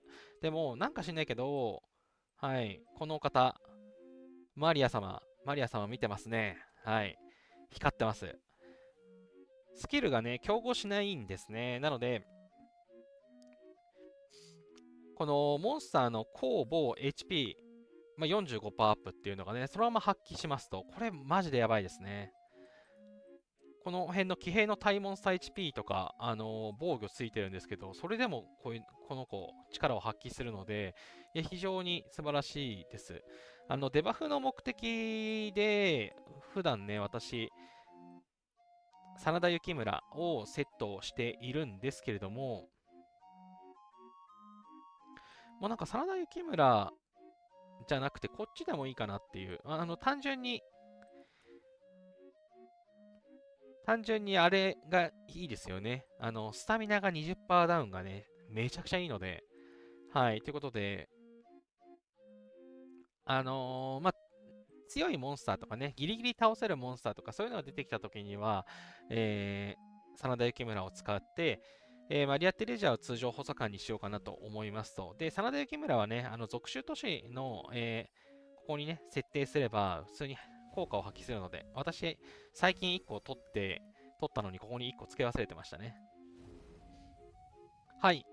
そんなところで、1時間ぐらいで切り上げるつもりが、長くなっちゃいました。こんなところで、ヘカテの、月相イベントですね。はい。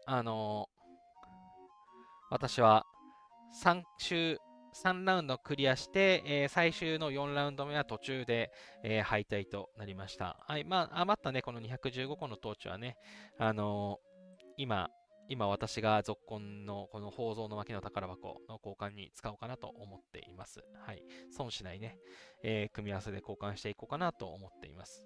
はい。このイベント、えー次のね、リセットまでなので、今日中なのでお気をつけください。で、ほんとね、人によってはめちゃくちゃきついイベントだと思うんです。だから、スルーする。取っておける可能性があるっぽいので、今はまだ難しいんだということで、無理に挑戦せず、取っておくことにワンチャンかけるのもありだと思います。本当にね、取っておけるなら、次の機会に、この将軍をね、ゲットできる可能性がぐっと近づくので。とはいえ、書かれてないのに消えるっていうこともね、起こりうるので、まあ、そこはね、私も運営の人間じゃないんで、これ消えちゃったらごめんなさいなんですけれども、はい。そんな感じで、まあ、またね、このイベントはまた来るんじゃないかなとは思います。ここまでね、しっかりしたイベントですし、他のサーバーでは複数回来てるっていうことも知っているので、はい、今来てるサーバーはまた来るんじゃないかと思いますので、まあ、次来た時にはね、スルーするとか、はい、自分のね、どこまで育ったかを試してみるなどね、はい、やれるといいのかなと。私、個人的にはね、いや、出てくるモンスターきちいよっていうのはあるんですけれども、まあ、こういうイベントは、わかりやすくかつ簡単で、結構好きですね。はい。ボーイさん、冥府の鍵使い果たしました。ポイントは600でした。難易度下げて時間制御15分ぐらいにしてくれれば面白いですね。いや、そうですね。はい、さすがにね、イージーって書いてますけど、ちょっと、なんていうか、表記の詐欺がね、過ぎますよね。一番左がハードで、真ん中が地獄で、あの、なんか一番右は地獄じゃないもんな。なんか絶望とかそんぐらいの、なんていうか、難易度設定にしてほしいですね。エボニーさんはね、その辺の表記がおかしいですよね。なんだっけ、アンデッドだ、アンデッド。あ、アンデッドバナないアンデッドバナないな。アンデッドもね、ハードと地獄で、地獄が途中から追加されてましたけど、地獄別全然強くなくて、大したことなかったなって感じなのに、バイキングの地獄はマジで地獄でしたからね。はい。まあそんな感じで、今回のやつね、ハードじゃないですね。地獄とかそういう話なので、もう少しね、難易度を下げてくれるとありがたいし、もう出てくるモンスターがね、ちょっと、まあ制限時間15分、それはそれで忘れそうだからな。制限時間、どんなもんが適切かはわからないけれども、まあ、とりあえず出てくるモンスター多いので、もう少し減らしてよって思うかな。強制労働。はい。といったところで、今日は、今週のね、配信はヘカテの月草の、まあ、イベントの解説をやっていきました。はい。今日中。なので、チャレンジする方はね、忘れずにチャレンジを。まあ、時間ない方とか、難しい方っていうのは、ワンチャンね、次のイベントまで残せる可能性があるので、そこにかけてみるのもいいのかなと思います。はい。で、このね、ムーンライトトーチは消えちゃうので、これはもう忘れずに交換しましょう。ただ、なんていうか、端数がね、この215みたいな残し方になってる、この5とか、綺麗な1単位とか5単位で交換できるものないので、交換はね、計画的に実施していただくといいのかなという感じです。はい。あとね、ヘカテの式典、これも2日間限定ですというところで、特にね、資源採集でもらえる分とかちょっと忘れがちかなと思いますので、しっかりね、30個集めてくださいというところかな。はい。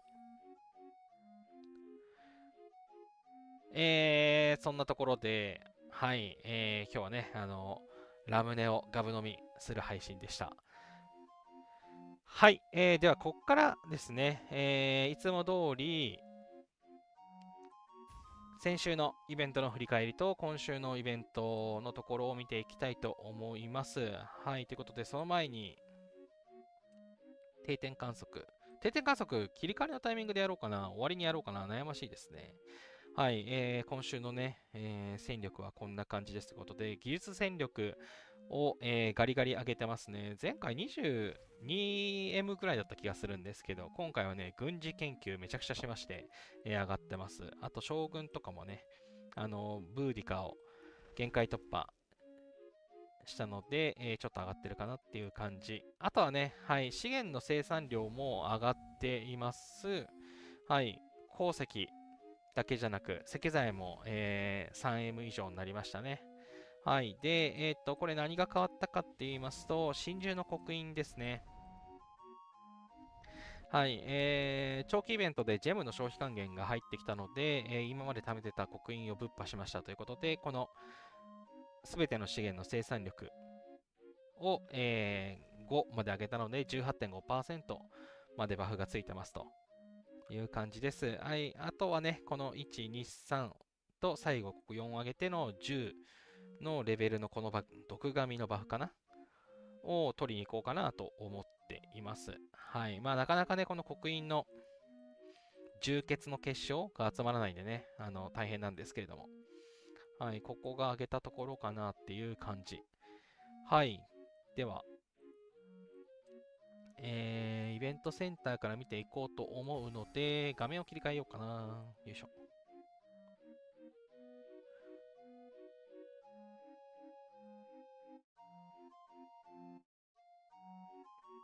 はい。画面を切り替えました。ナポレオンイベントがね、また来ましたね、というところで、はい、こっちのイベントね、まあ、前回とちょっと絵柄が変わってますが、ナポレオンの大砲のやつ。これ大砲のやつね、なんかしないけど長押しするやつに変わりましたね。何なんですかね。あの、前の方が楽だったんだけど、なぜか、はい、連打とか長押しして、100までゲージ貯めてのやつになりましたね。はい、王冠。なんか今、私7個溜まってるんですけど、なんか溜まりすぎな気がしていて、この溜まり方よくわかんないですね。1日100個のはずなのになんかもっと獲得したんですけど、なんだろうって思ってます。本能寺さん、こんばんは。仕事終わったので後でアーカイブ見ますね。ありがとうございます。いつも遅くまでお疲れ様です。はい、前半はヘカテのイベントをやってました。はい、このナポレオンの生徒はね、前回と一緒ですね。前回となんかルートみたいなのがちょっと変わってるような気もするんですけれども、はい、全部ね、アイテムが見れて、今回はバグって、なんちゃら13みたいなね、ID が出てるのはなくなってましたね。はい、これはもう皆さんね、全部アイテムがもらえる状況だと思いますと。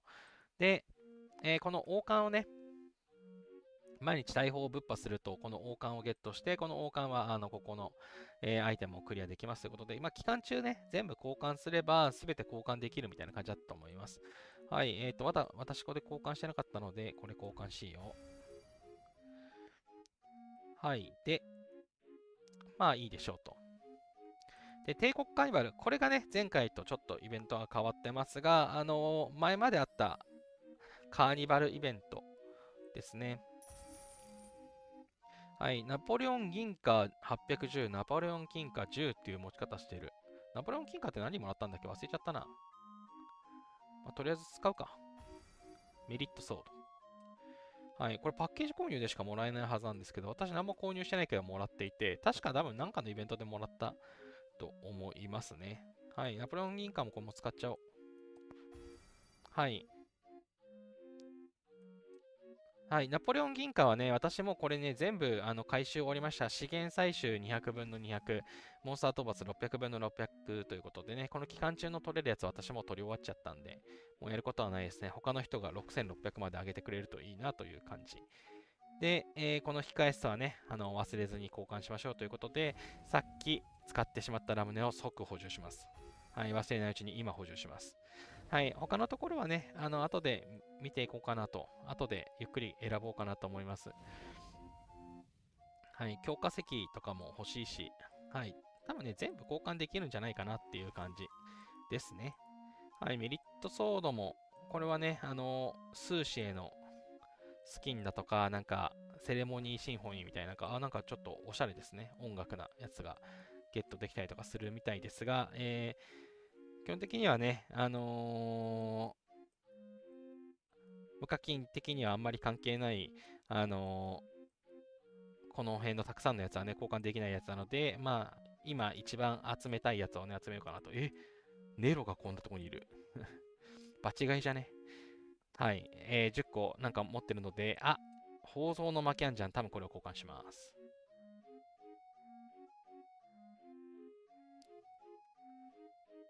本能寺さん、うちの同盟で戦場の時間に文句を言う輩が出てきて、今週はスロタジやることになりました。朝8時から10時という中途半端な時間に。まあ、戦場の時間はね、その不公平だとかいう話が出たりするんでね、まあ、なんか1週間ごとに12時間ずらすとか、なんかまあいろんな方法でね、みんなが満足できるようになればいいと思いますが、難しい話ですね。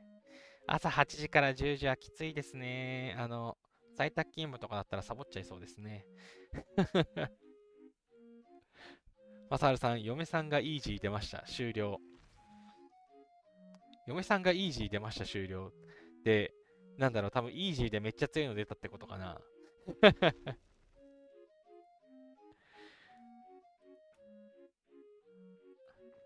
はい。ナポレオンパーティーは、はい、これね、いつもの課金のやつで、今回のやつはね、なんかジョセフィーヌさんが、お色直しをするみたいな感じの、ブルボンローズ伴侶スキン、ナバラコ、釈夫人とかいうのがね、はい、もらえるみたいですね。はい。なんかちょっと優しい顔になってるようです。はい。で、要塞ピラミッドじゃなくて、今回はなんかスフィンクス。なんで通常のスフィンクスいるのに同じスフィンクスの名前したのかっていう感じで、土日はね、名前が似ててどっちだってなってたんですけど、はい。イベントはね、全く同じです。ちょっと待ってくださいね。先にこれ忘れないうちにいいあれが出てるから参加しとこ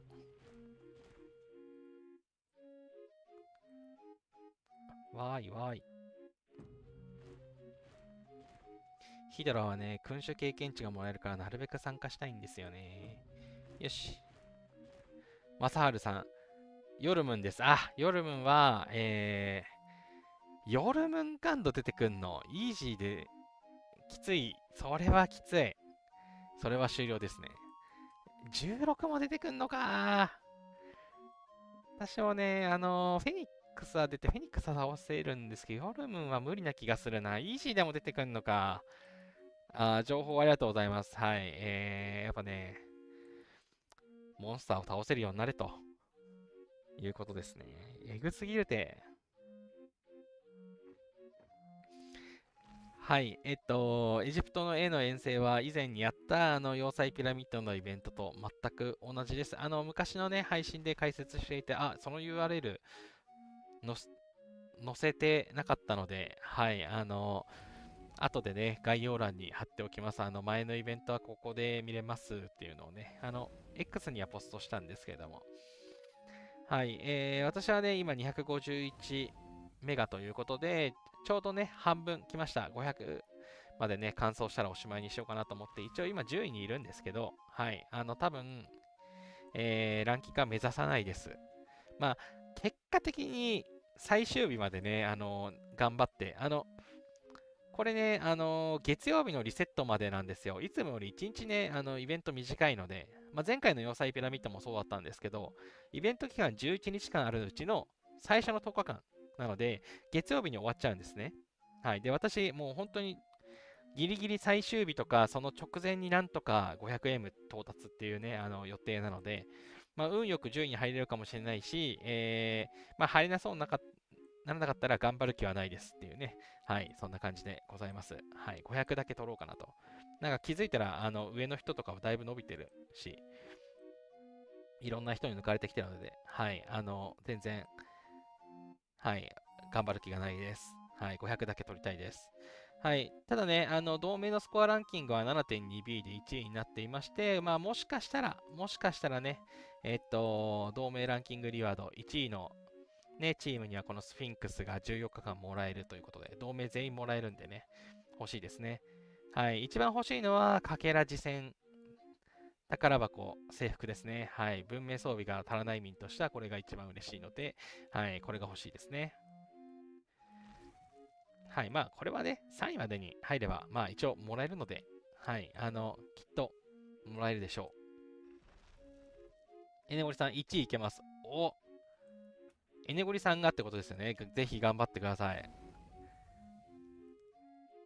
いやー、これね、スフィンクスレベル5をね、倒さないといけないからな。モンスターの方と燃やす方でクエスします。そうですね、燃やす方ですね。なんか燃やして、いっぱいアイテムを出してくれるスフィンクス。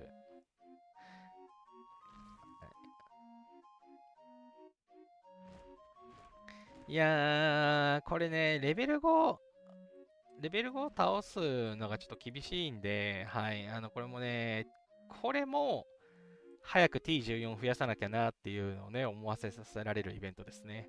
はい、もう最近こういうのが多いんで、運営に早く強くなれってなんか言う、早く強くなれって言うんだったらもう少しね、またスピードアップと資源消費の同時還元来てほしいですよね。まあ4月ぐらいに来るんじゃないかなと思ってるんですけれども。はい、名称召喚は、スーシエさんっていうね、方がね、増えていますね。はい、歩兵のやつ、歩兵としてね、めちゃくちゃ強いので、しかも制約持ち。うん。なんかこれ、ルイ9世、歩兵じゃなくね？てか、これも騎兵じゃね？はい。まあまあまあまあいいでしょう。はい。スーシエさんがね、今はピックアップ中ですと。ただのお父さん、一位同盟羨ましいけど、バトルフィールド時間はなくなるから日本同盟に。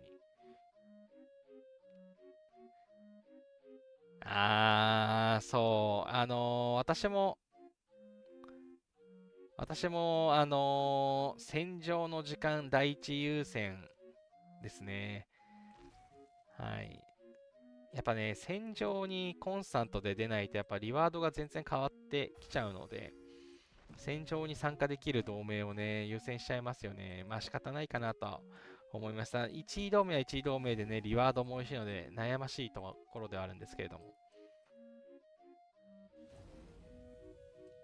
あるあるですね。はい。よいしょ。どこまで行ったんだっけな。そう、ナポレオンの伝説がね、長すぎるんや。これ、名称召喚を見ました。で、帝国の獅子。あ、これね。そう、これを引こうと思ったんだ。ただのことさん、うちのサーバートップ2名がエリーゼから数社に乗り換わってました。金持ち怖い。いや、そうなんですよ。あの、すごい人たちはね、すぐキャッチアップするからな。いくら使ってんねんっていう感じなんですけど。はい、皆さんね、いろんなアイテム交換とか、全部獲得していたら、50ゲットできてるのかなということで、はい、10回募集がね、5回できると思いますというところで、さあ、これをやっていきましょう。アンドレ・マッセナ欲しいですね。部隊定員がアップするって書いてある。悪いこと書かれてない。レースのチームでも嬉しい。はい、マジで将軍エキスポ混ぜんのやめてくれ。ノンノさん、私も今週1位同盟から戦場時間が合う同盟に変わりました。仕方ないです。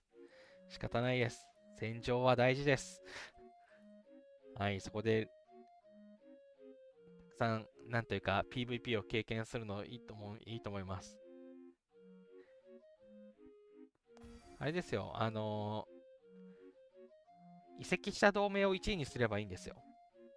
他の人とかもきっと移籍してくれれば OK ですよ。君主エキスポ嬉しい。1M25。素晴らしいな。うん。食料じゃなくて鉄が欲しいんだけれども。はい。まあまあの報酬、もう一回引こう。のんのさん、深夜2時はきつかったです。厳しいですね、それは。RS の地。マジで将軍のエキスポいらない。本当に勘弁してほしい。RS の地。はいはいはい。まあ、あんまりだな。はい。やった、鉄。石50も嬉しい。やったやったやった。鉄来い、鉄。石はい。まあまあまあまあ。はい。大外れの将軍エキスポがそんなに出なかったんでね。よかったです。はい。まあ、当然将軍は当たらなかったので、まあまあ、良いでしょう。はい。あとはね、突破対仏同盟ということで、さっきからね、要塞なんちゃらっていうのがレートかかってますが、これだ。対仏連合軍か。はい。こいつもね、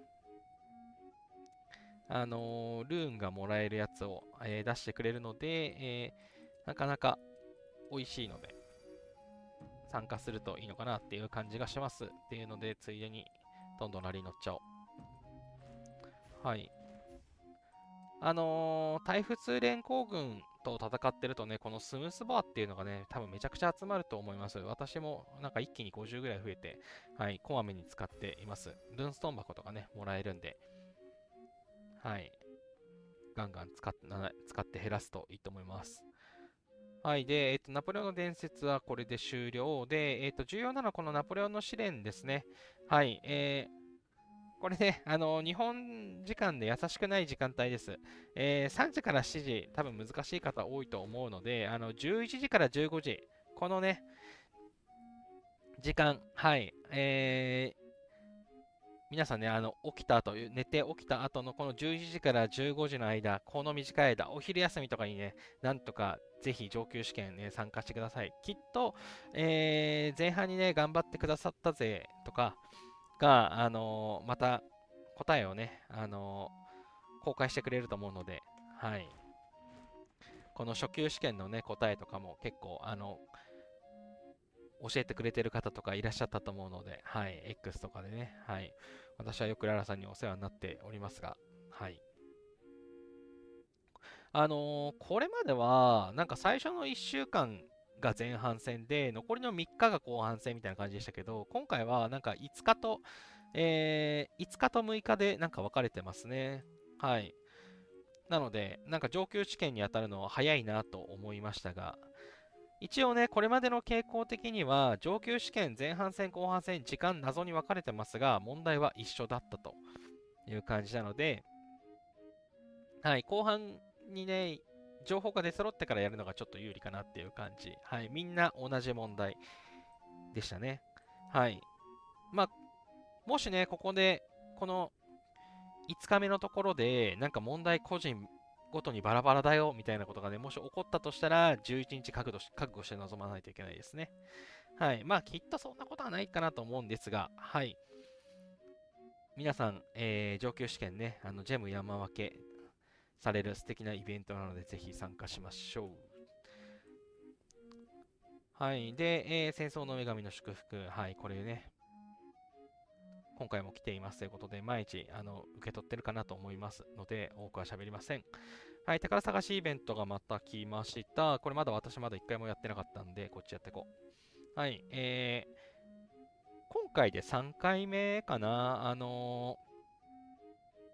2回目の時からこの転換ってやつがね、含まれて、マーケットの交換がしやすくなったんですけど、今回もありますね。はい、大したアイテムは出ませんでした。しょぼかった。これ、さあ、レベル2が出てない？レベル2どころかレベル1なんだけど、ひど。はい、大外れでございます。これ、あれ、レベル1出る確率って、3.39% 引きましたね。はい。そういう3.39%ここで引くんじゃなくて3.1%ので当ててよ。はい、残念ながら、大外れをかましました。まあ、なんていうか、当たればラッキー程度なので、はい、適当に1個でも交換できたらいいなと思ってます。はい、皆さんも。おすすめはね、1個ずつよりは4つの方が大当たりした時の期待値が高いので、4つずつがおすすめかなと思っています。はい、まあ、今回ね、私大外れでしたが。はい、で、あとは、はい、サーバー版の王の対決、今回、うちのサーバーのお相手さんは1023ということで、うちよりもちょっと、古い同盟ですね。はい、もうすでにね、ちょっとチェックをしていまして、はい、友達ってところにね、いつもね、相手サーバーの、強い方をね、はい、メモっていくんですけど、レベル40の方が3人、で、レベル39の人が4人ぐらいね、パッと、見つかりましたかね。はい、厳しいですね。はい、まずね、大きいんですよ。同盟の同盟の要塞がね、大きいんですよね。はい。やばそうです。これなんかスカスカなのすごくね、気になるんですけど、これよく見ると、どう考えても、ロボットたちがね、いるんですよ。このね、綺麗に揃った矢印。はい。なかなかえぐい同盟なんだなっていう感じがしますが、はい。ロボットがたくさんいるのかもしれません。スカスカなのはそういうことかなっていう。はい。ちょっと強そうですね。レベル40が複数にいて、もしね、ラリーとかかけてくるようだと、ちょっとこっちのサーバーには行けないなって思っています。どれだけね、レベル高い方が参加するのか、そしてバフが高いのかっていうところですかね。ラリーよりも単独行動を好むとか、こっちのサーバーに来てくれるっていう感じだったら、参加したいんですけれども、はい。レベル40が複数いるので、ちょっと相手のバフをしっかり見てね、見極めて参加していこうかなっていう感じがしています。はい、サーバー戦争はそんな感じ。で、文明の旅。はい、これね、まだ私今日やってないんで、今日で5回目ですということで、マジ一発もしてほしい。一発もしてほしい。はい、大外れ。はい、今日でね、5日目だと思うので、このゴールドのラダーが1回取れると思いますということで、はい、これでね、毎日やってれば6回目、いけると思います。頼む、頼む。最悪。はい、もうね、色でね、わかりますね。外れです。はい、今回、ノートルダム大聖堂が復活しています。通常のね、この建物は、7払って交換できて、このポイントが確か50ポイントなんですよ。でも、この赤のやつね、12ポイントなので、ちょっと安い。安いって分かりづらいな。この赤のノートルダム大聖堂って、このポイントね、建物景観ポイントが100ポイントなんですよ。2倍なんです。2倍にもかかわらず、お値段は2倍じゃない。12。で、私これが欲しくてずっとね、交換しないで貯めてたんですよ。まあでもね、まだ足りないんですけど、10で足らないんですけれども、はい、ノートルダム大聖堂ね、なんとか交換できたらなと。はい、あとたまにはね、たまにね、一発で、一発引きしてる方もね、あ、でも一発引きこれアンバリットだ。違うやつじゃん。いや、別にアンバリットでも構わないですよ。全然関係ない。はい、ノートルダム大聖堂を欲しいなと思って、今、はい、やっていますということで、私はね、これね、記念コインの丘出てほしいなと思って、はい、この残りの6日でね、なんとかゲットして、ノートルダム大聖堂を設置したいなって思っています。はい、そんな感じ。あ、アンデットここにあったじゃん。ね、アンデット、そうだ。アンデットね、ハードができたけど、全然強くないよなっていう感じ。さあ、ドームエボスはいつも通りなんでいいでしょう。こっちのところはまあいいかな。あ、文明の夜景イベントですね。これ重要です。はい、今回文明の夜明けイベントが来ていて、これはね、50、これが重要ですね。全部クリアした時に特製のかけら、戦場の達人が、もらえますということで、特性3つまで解放したらね、開けられるようになる5つ目のところにつける、付け外しができる特性ですね。はい、非常に便利なやつ。サーバー戦争か、このイベントでしかもらえないので、なかなかね、サーバー戦争参加が難しいよっていう方はね、ぜひこのイベントで獲得していただきたい。はい、まあ、ちょいちょいね、この蘇生させるとかがね、準備してないとちょっとだけ大変だったりとかするかもしれないんですけど、まあ、最悪ね、頑張って自殺すれば、死因を出すことが可能なので、はい、レベル35とかで、引退された城とかにね、負ける部隊を突っ込むとどんどん死んでいくのでね、ご利用は計画的にという形で、まあ一応やれなくはないかなと思われます。はい。で、一番きついのはこの闇市ですね。200個購入するっていうのがね、めちゃくちゃジェム使うので、はい。お気をつけください。でも、戦場のかけら、戦場の達人、この特製のかけらはね、おすすめなので、ぜひ取っていただけるといいのかなっていう感じ。計画的に頑張っていただけたらと思います。はい、同盟対決戦はね、はい、いつも通りバトル進行中です。あ、大使、なんか昨日やり忘れた気がする。まあでももう、関係ないかな。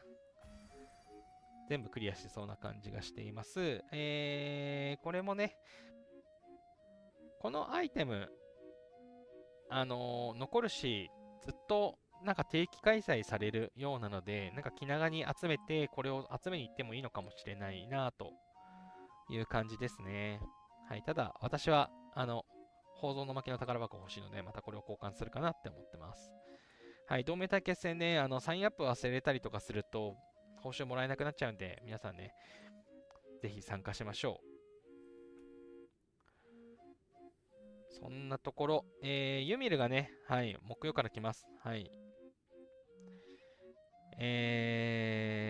プチ戦争みたいになるユミルあんまり好きじゃないんですけれども、リワードはね、リワードは美味しいんで、はい、安全資源宝箱が欲しいんでユミル頑張ろうと思ってます。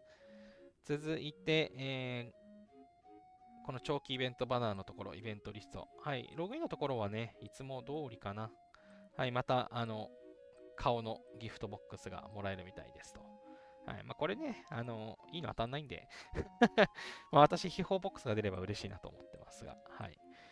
この辺はまあ特に取りこぼすことはないでしょう。王の花道ですね、いつも月曜日から来るやつ、予定通り昨日も月曜日から来ました。今回もね、メフメと交換狙っていこうかなというところです。軍隊の招集。はい、軍隊の招集はね、今日で、全部解放されたと思います。うちはまた明日ね、大規模攻撃を同盟で演習してくださるので、そこで参加しようかなと。まだ、王の対決の訓練とかは来てないんで、この辺でね、育ててないんですけど、王の対決が来たタイミングでね、クリアして、50クリアを目指していこうと思ってます。まあ、ただね、あんまり資源使いたくないんで、はい、どうしようかなっていう感じ。はい、あとはまあ、いつも通りでしょう。今回は、ラッキー合成があるので、期間内の合成をね、するようにお気をつけください。というので、ちょっと待ってくださいね。出しておいて。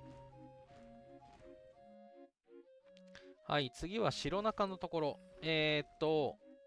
先に脱線しちゃうんですけど、皆さんパズルの画面バグってません？不思議なパズル開くと、左上に1、2、3って謎のね、謎の、ボタンがあって、かつ、なんかクリアステージ数みたいなやつが、なんか0、10、10みたいなんで、なんか宝箱あるみたいなね。で、なんか文字もバグってるみたいなね。こんなのがね、この前からずっと、スマホ版もPC 版もね、同じバグり方してるんですよね。で、この辺押しても変わらないんですよ。で、この辺のね、選択すると、よいしょ。この下のね、やつも変わって、なんか元に戻るんですけど、なんか、もしかしたら、新しいパズル系が何か来るのかもしれないですかね。はい。ちょっと謎です。で、ちなみに、あのー前の配信でね、喋るの忘れたんですけど、このおじさん、あ、映ってね、映ってない。ちょっとこっち。このおじさんいるじゃないですか。このおじさんで消えちゃったよみたいな話がね、以前、どっかで話があったんで、それ、動画で通知してなかったなと思ったんですけど、今おじさん映ってるんですけど、おじさんをね、消すことができますと。私は毎日パズルやってるんで、おじさん出してるんですけど、この通知をオフにするってやると、おじさん消えるんですよ。はい、いなくなっちゃいましたね。はい、このおじさんね、いないと、そのパズル、毎日のパズルね、こっからやれないんですよ。で、このおじさん出す方法がここですね。もう皆さんね、多分押すことなくなってると思うんですけど、ここを押すと、おじさん消すとね、ここにおじさん出てくるんですよ。はい、さっきいなかったのに、ここに、はい、おじさんマーク出てます。はい、おじさんマークを押すと、はい、さっきのこの通知をオフにするっていうのね、このチェックバックを外すと、はい、おじさんいなくなって、あ、なんか画面リフレッシュしないと多分出てこないや。はい、こんな感じでおじさんが復活します。はい。ということで、もしね、この毎日のパズルがなんかなくなっちゃったっていう方はね、この不思議なパズルのボタンから、復活させることができますので、お気をつけください。あ、のんのさん、おじさんいなくなったなと思ったら通知オフでした。そうそうそうそう。はい。そう、はい、おっしゃってる方がね、結構いたので、そうなんですよ。はい、ここね、なんていうか、通知オフにするの習慣づくじゃないですか、エボにやってると。もう邪魔なんだよって思うじゃないですか。通知オフにね、すると、いなくなるんではい。はい。パズがやりたい方は、しょぼいアイテムですけど、そのしょぼいアイテムを集めてる方はね、この通知をオフを外していただくと、こう出てくるんで、はい。覚えておいてもらえたらと思います。はい。で、イベント関連のところ、予定通り、この招待状のイベントが来ましたね。私はもう全員、ジョセフィーヌは当然まだなんですけど、まあ、開けるやつすべてアンロック済みですということで、ただ貯める日々です。はい。ジョセフィーヌもいつかね、アンロックできるだろうからずっと貯めてます。で、この激得イベント、またね、ハンザ召喚が出てきましたね。はい。私、今日でね、50個貯まったので、この7日間スピードアップ交換しました。はい。これ、ね、イベント終了すると消えちゃうんで、もう忘れないうちにね、必要なものは交換してお使いいただくことをね、お勧めします。ただ気をつけてほしいのは、この資源がね、箱じゃなくて、ドカッとそのまま入ってくるんで、その点はね、お気をつけください。特に食料なんかとかね、食われちゃうかもしれないんで、気をつけてください。で、黄金樹の報酬、最近、よく来ますね。はい、私やってなかったから10巻やろう。はい。まあまあ、これ、なんというか、ここまで、100回のとこまでいかなくても、この特別なリワード当たることがあるらしいんでね、ラッキーな方は途中で弾けるみたいです。はい、あと、これね、前、なんか、ムーンと、サンムーンみたいな、肖像がね、もらえるやつだったんですけど、今回、ナイトシェイドサーカスとかいうのがね、もらえるみたいで、ジョーカーとサーカスクイーンっていうか、これ今回ね、買ってる人すごく少ないような。ただね、ワールドチャットでね、一人だけこれを多分買ったんだろうという、新しいアイコンのね、人がいましたね。はい、ちょっとこれ、なんか、中見ないとさ、なんかどういう絵かわからないから、買う気にならない気がするんですけど、これどっかで見れるんですかね。はい。まあ私はあんま関係ないからいいんだけど、なんか、商法としてどうなのかなって、どっかで紹介されてるんだろうか。はい。ジョーカーサーカスクイーンっていうね、やつ変えられるみたいです。はい。前のね、月の女性のやつはね、なんか人気で、今もめちゃくちゃあれにしてる人いますね。はい。今は愛で、次行って騎士の試練ね。はい。アレースの血のランキングが今も来ています。ということで、はい。限界突破ね、させたい方は、今のうちに限界突破しましょう。で、これ。これよ、これ、戦術研究。はい。ですね、先週、あ、月見さん、お疲れ様です。うちはジャオカーもサーカスクイーンもいます。肖像のところで見られるかな。いますいます買った方がいらっしゃるってことですね。肖像のところ見れるんですか？なんか、探して見当たんなくて、まあでも肖像ってどこなんだろう。ここじゃない？もしかして。あと、なんか新しい背景。これあれだ。あのジョセフィーヌのやつですね。なんか、騎兵に買い忘れてた。どこで、どこで見れるんですかね。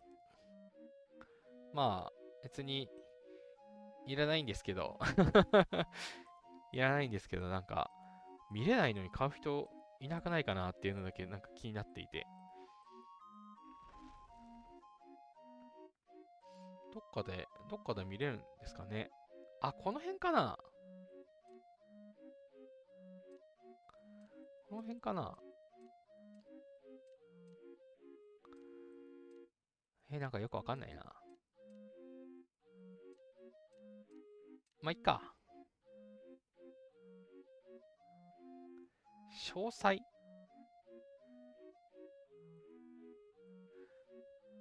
詳細ってありました？詳細。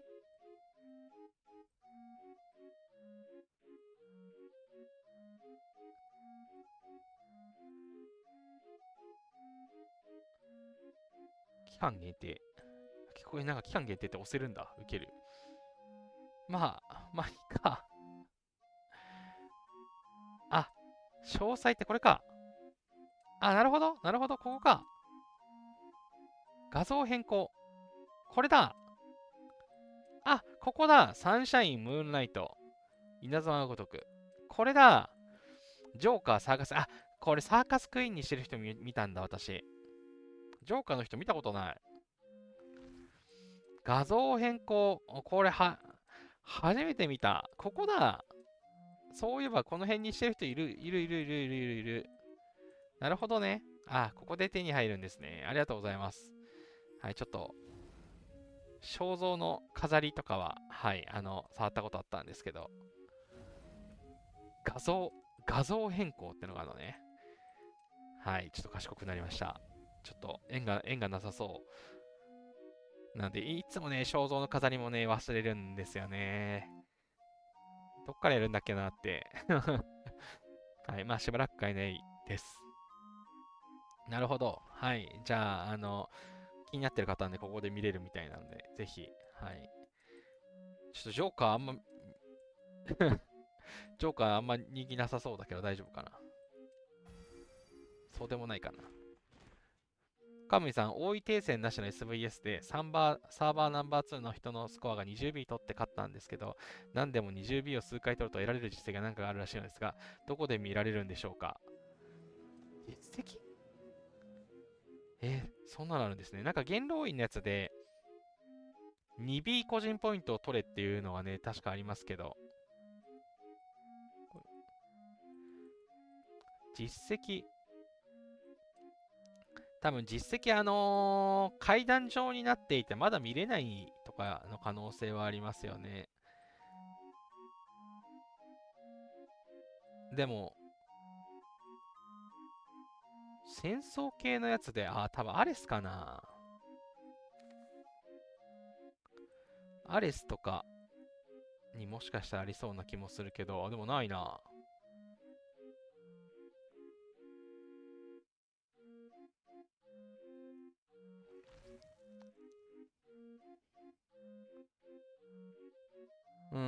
ランキングに入るとかはありますけど、なんか 20B で 20B を数回取るとかいう実績は私聞いたことないんで、まあ、あり得るとしたらあれですよね。どのかの、何かの実績をクリアすると追加で出てくるみたいなね、もしかしたらあるのかもしれないですね。ちょっとパッとはわからないですね。なんか新しいこの辺のやつ増えてたんだ。知らなかった。あんまり関係がなくて見てなかったけれども。なんかね、こういうところに何かしらあっても良さそうですけど、パッと見はわからなそうですね。チャンピオン。ないや。ちょっと残念ながらわからない。わからないですが、見れない可能性ももしかしたらあるのかなと思ったりしますかね。履歴。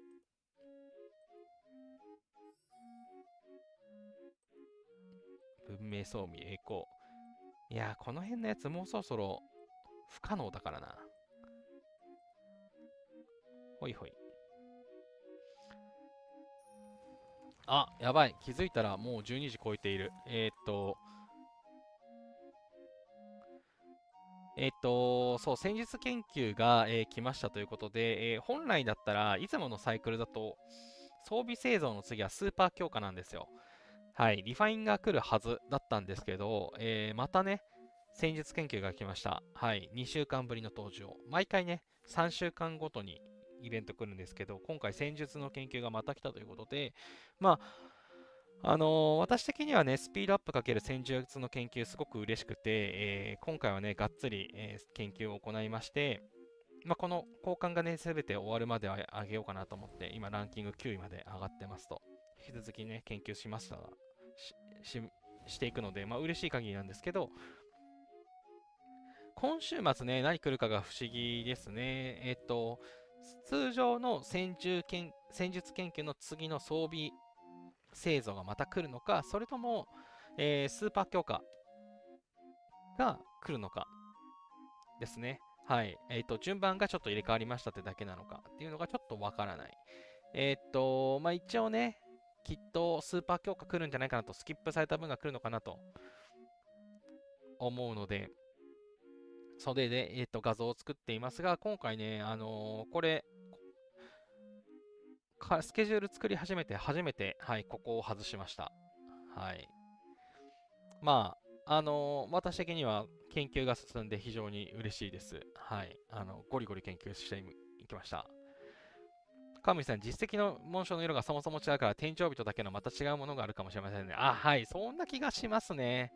はい。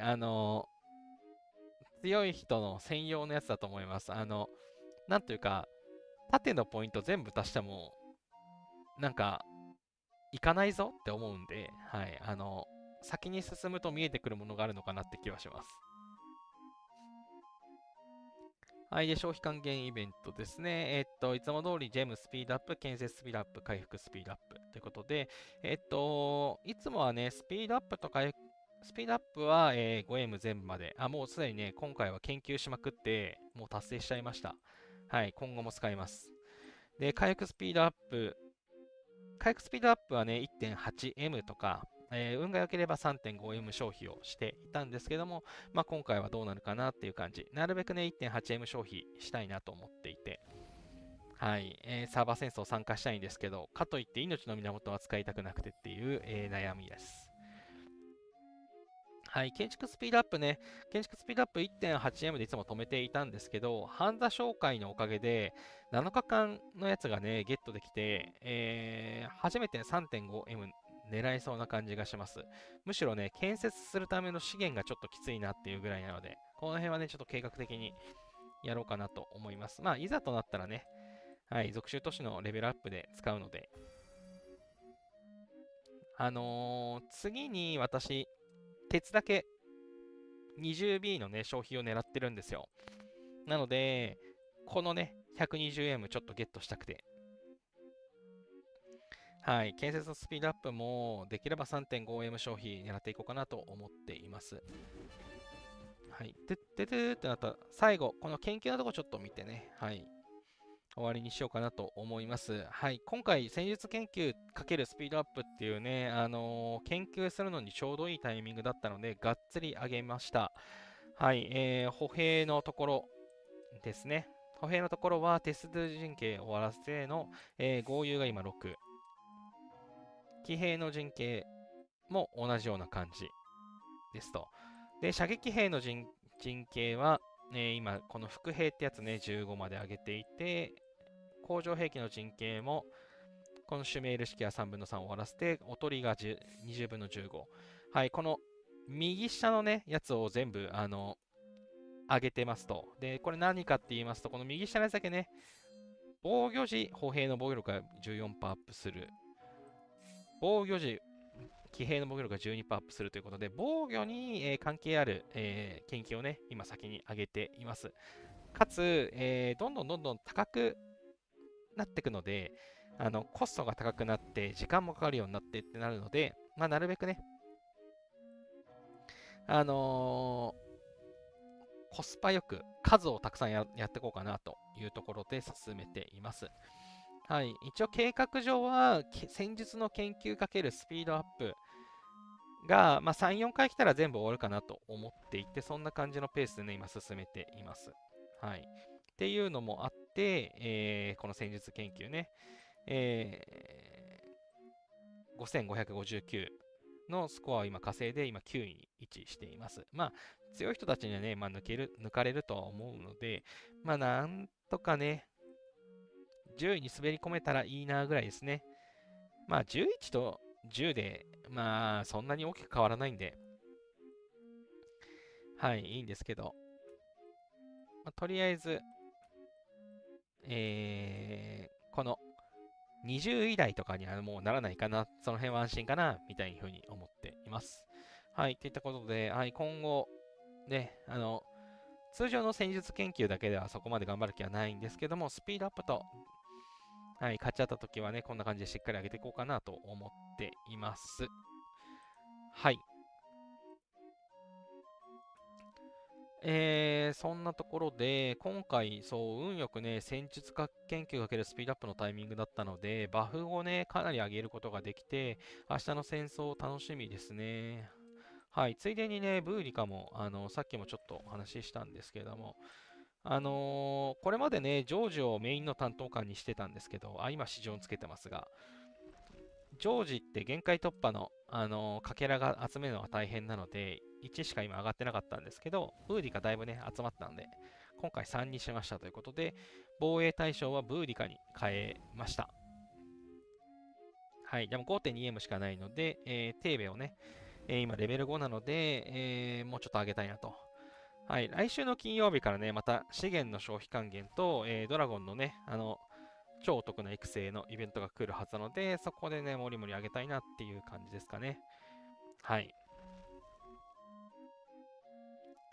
はい。そんなところで、今週は、まあ、スピードアップの消費還元中なので、建設とかはね、ほどほどに、アイテムを開かずに、手持ちの、このね、資源で、建設できるものを建設しながら、この消費還元をね、しっかりリワードを狙っていくと。はい。属州都市よりはね、この施設で稼いでいきたいなと思っているので、まあ今、この鉱山を上げているんですけども、こんな感じで生産施設を上げていって達成しようかなっていう思ってますと。はい。そんなところですね。はい。めっちゃ人らが出てるけど、ギリギリだからこの辺に参加しておこう。はい。あとは今週は、残りのね、スフィンクス狩りですね。名前なんて言ったんだっけ。もうなんか、要塞ピラミッドじゃなくて、もうなんか燃えるスフィンクスってさっき言ってくれてましたけど、はい、燃えるスフィンクスのイベントね。もうこのさ、イベントセンターのさ、いつもさ、バナーこっちだからこっち押しちゃうんですよね。今回はイベントセンターのナポレオンの伝説のさらにエジプトへの遠征ってもうね、なんか押すのが多くて。はい。このエジプトへの遠征、はい、このスフィンクス、はい、殴っていきたいと思っています。私はね、レベル4のスフィンクスを、殴って重いポイントを稼いでますというところで。はい。後でね、このイベントの稼ぎ方みたいなのは以前やったので、以前ちょっと紹介してたので、はい、そのリンクは後で貼っておこうと思います。それでは、振り返り、いや、来週のイベントについてはそんなところですかね。はい、最後にヘカテの月草のイベントがね、来てる方は、はい、無理はせずにできる範囲で挑戦してください。難しそうな時はね、これ、もしかしたら、ストックできるかもしれないんで、そっちにチャレンジするのがいいのかなって思います。はい、交換がね、今日中までのやつので、イベント終了時間にはお気をつけてやってください。で、あとはね、この文明の旅、はい、このノートルダム大聖堂おすすめなので、こっちの方がね、割安なので、交換できる人はね、こっちを狙った方がいいかなって、個人的には思ってます。はい。そんなところですね。はい。期間中に、ハンザ召喚交換しきるのを忘れないようにお気をつけください。はい。これ、すごく割安というか、めっちゃユーザーをね、助けてくれる、謎のイベントなので、はい。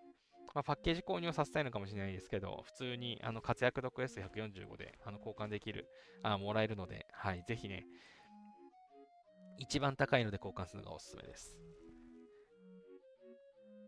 はい、そんなところで長くなってしまいましたが、今日の、エモニー配信はこれにて終了しようかなと思います。ということで、ガチャ。はい、ちょっとね、イベントスケジュールのうちの、スーパー強化を仮で入れてますが、ちょっと次本当にそれが来るかどうかはちょっと謎です。はい、違うのがもしかしたらね、また装備製造が来るかもしれませんが、まあさすがにパラスイベントがあるので、スーパー強化が来ると信じてます。ということで、この画像は後ほど、Twitter で投げるとして、今日の配信はこれにて終了です。ここまでのご視聴ありがとうございました。よかったらね、チャンネル登録や高評価や、コメントしてくださると幸いです。はい、またね、来週も火曜日から配信やっていく予定ですので、よかったら、はい、リアルタイムであったり、アーカイブであったり、ご覧いただけたらと思います。それでは今週もおつじゃる様でした。また来週お会いしましょう。さようなら。